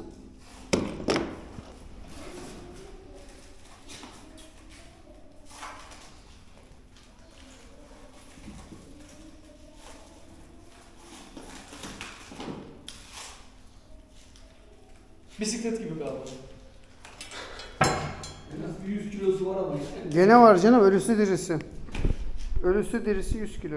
Abi evet arkadaşlar. Motordan geriye bir şey ne kaldı derseniz. Abi bunu da al. Bitti. Elektrik tesisatını ayırdık.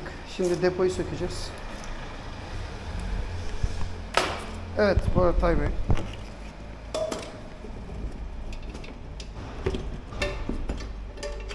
Al abi yavaş yavaş. Bırakıyorum sana. Var, depoda da var. Keseceğiz ya. Yok bu çıkmaz buradan. Çıkmaz mı? Bunu açamayız. Bunu açarız da onu açamayız. Şöyle yapalım. Kontağı nasıl alacağız? İstesek nasıl alırız? Şunları söküp çıkartacağım abi. Bantınız olan var mı bantı? Çalışmıyor. Motor inecek. Var mı başka boşta kablo? Ruhu bile indiler. Egzozu verirsen egzozu. Egzoz iyi para yalnız. Egzoz, radyatör. 900 euro egzozu sıfır. Radyatör. Onları bilerek boşta bıraktım, suyunu boşalttık. Bu da çöp. Kılavuzu çöp. Artık bir işimize yaramayacak. Toplamayacağız çünkü motoru. Evet arkadaşlar, motor bitti. Şeyi koyalım o zaman depoyu. Bunu boşa çıkaralım. Gelsene karşıdan. Hafiflemez oğlum, hafiflemez. Esas ağırlık orada. Motorda. Ağırlık merkezi orada. Ah, su deposunun kapağı. Arasan bulamazsın. Far kapağı mı? Su deposu mu? Ha. Ha burada o. Sökmemişiz onu.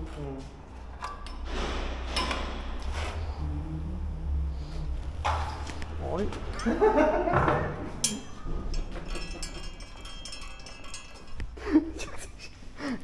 Her şey boşta motor. Şimdi elimi ben buraya bırakarım. Burada kalsın.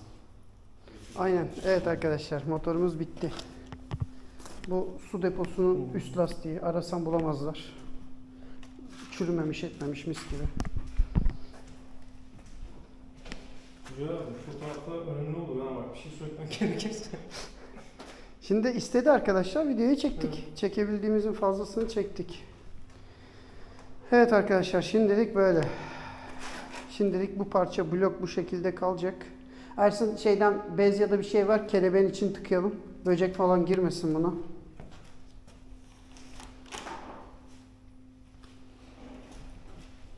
Nereden? Şuradan. Gaz kelebeği elektronik ya. Bir şey girip de bozmasın. 35.000 lira ya. Tamam ben yaparım ya. Oha, arı girmiş. Bak, arı bile bu deponun altına girmiş. Nasıl becermişse. Oraya her yere. Evet arkadaşlar, bu kadar. Artık bitti. Şuralar biraz Artık kirlenmiş. sonra motor bloğu, egzozu, Bu işte ne? Onlar yan ayaklı oraya koyacağız onları. Şunlar abi depoyu çıkarmak için. 2 tane var orada. Depo korumayı. Ha, üstüne koyacağız onu. Ha, depo koruma. Ha, sabitleme. 2 tane var değil mi orada? Tamam, ikisini koyacağız şimdi. Depoyu üstüne oturturuz şimdi. Onları da koyarız, buraya iteriz, çekeriz, kıyıya dursun.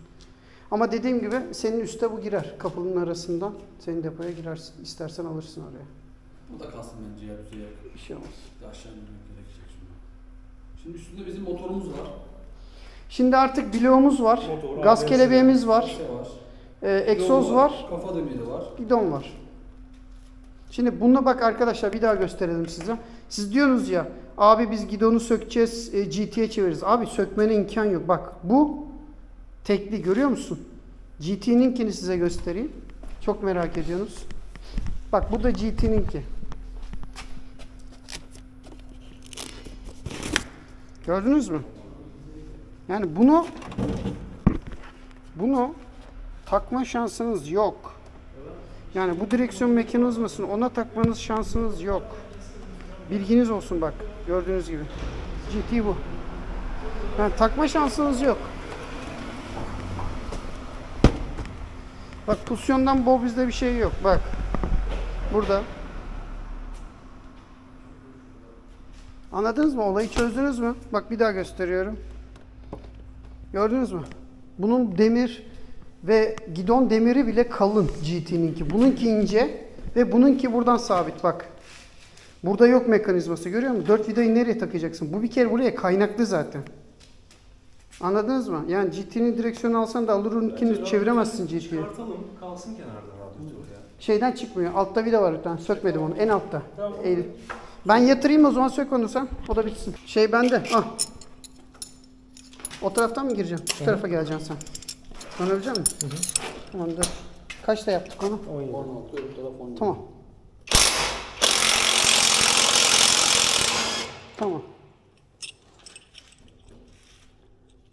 Onu da çevirerek çıkaracağız. Ben çevireyim. Gel vurayım gene ya, dur. Dur bir dakika. Dur. Çek ya.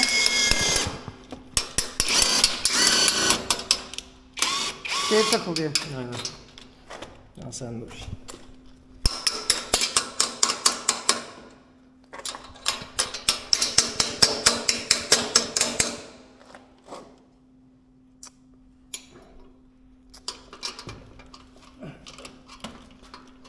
İyi, sevindim. Arka düşmüyor.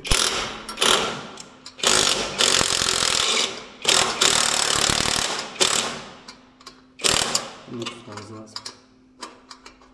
Tuncu abi. Şuradan çıkartalım, rahat çıkarırmışız oradan ya. Tersten gittik biz. Al, söktük artık ya. Bu şey diş oturmuş da o yüzden gelmiyor. Öteki boş dedi. Azıcık bassak rahatlamaz mı ya? Hah, tamam ya. Hah, abi bu kadarmış ya amortisör. Abi şurayı tutsana. Bunları da sök ya. Nereden? Dur. Tamam. Tamam. Çok da kasmıyormuş demek ki. Evet. Aynen. Buyurun. Çok da kasmıyormuş demek. Amortisörü verdiler elimize. Vallahi. Onu da çıkaralım Tuncu abi. Gel. Onun şeylerin imzalarında. Civata onu mu açıyor? Ha, yok taktım zaten. Hepsi burada ya. Onları Egzozu poşete koy. çıkarmadan çıkmayacak. Neye? Öyle mi? Anca elle. O da. Yemez. Ah. Battı anasını satayım. Hiç eline zarar verme. Şu egzozu Tuncer abi. Açalım bunları. Hiç mi yemiyor? Yok hiç girmez. Lokmayı tak ya. Lokmalı 2 dakika çırt çırt çırt al şunu ya. Al elle. Senin lokmayı. Egzozu sökmek şimdi alttan şeyden sökmemiz lazım. Şafttan ayırmamız lazım.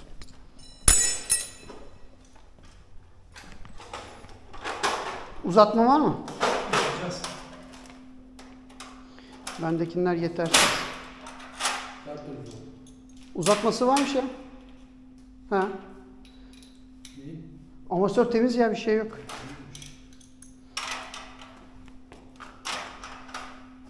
Baksana adamlara özel lokma istedim sanayici olunca. Amatör sıkmak için. Allah Allah.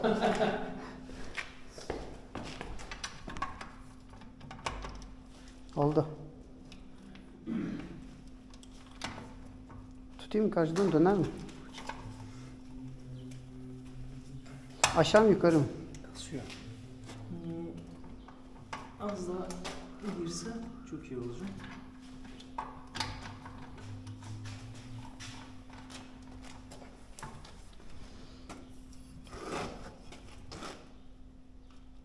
Bence yukarı değil ya. Seni uzatmaya bağlasak? Seni uzatmaya bağlayalım ya, dur torplayayım. Olmaz mı? He? Olur. Al. Böyle şunu o zaman. Hah.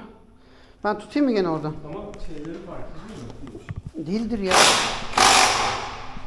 Sıkıyorum.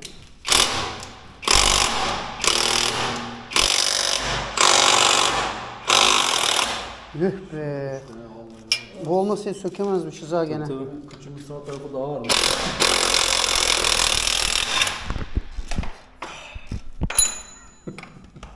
Aha diske takılıyor. Aha! Abi Şimdi ne az bir şey. Diske mi? Şeye mi? Ay şaka, vidayı ters takmış herif ya. Biri sökmüş ters takmış. Allah Allah. Şaka gibi ya. Dur Tunca. Şöyle yapalım o zaman. Alttakileri takmasın ne oluyor? Bir küçük şey versene abi ya. Neyi? Alyan malyan. Nasıl, alyan setini mi istiyorsun? He.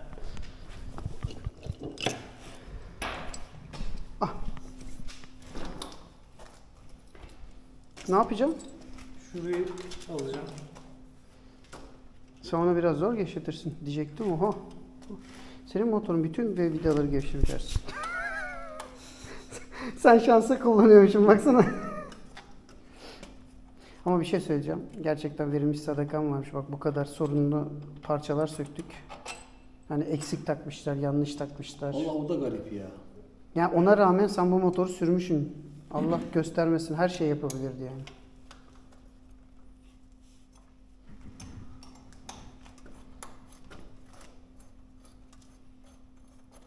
Yatağı alacaksın değil mi? Tamam. Çıkar şimdi vidayı abi. Aynen öyle. Diske değmesin, yürümez lan. Hareket eder mi? Yürümez, kullanamayız usta. Usta öyle yapma, kullanamayız bunu bak, çalıştıramayız. Arkadaşlar bizim motor tamam. Somunu nerede? Orada. Neyin? Motorunuzun amortisör sökünce nasıl oluyor derseniz bak çapıra dönüyor. Tam bir çapır oldu, gördünüz mü? Bak. Ayaklığa bile koymanıza gerek yok bak. Tam bir çapır. Hop. Bıraktım. Hop. Hoppa. Ha o zor işte, o zor. Öyle mi? O zor. Egzozu çekmen lazım, egzozu. Harbiden ha. Egzozu çekmen lazım.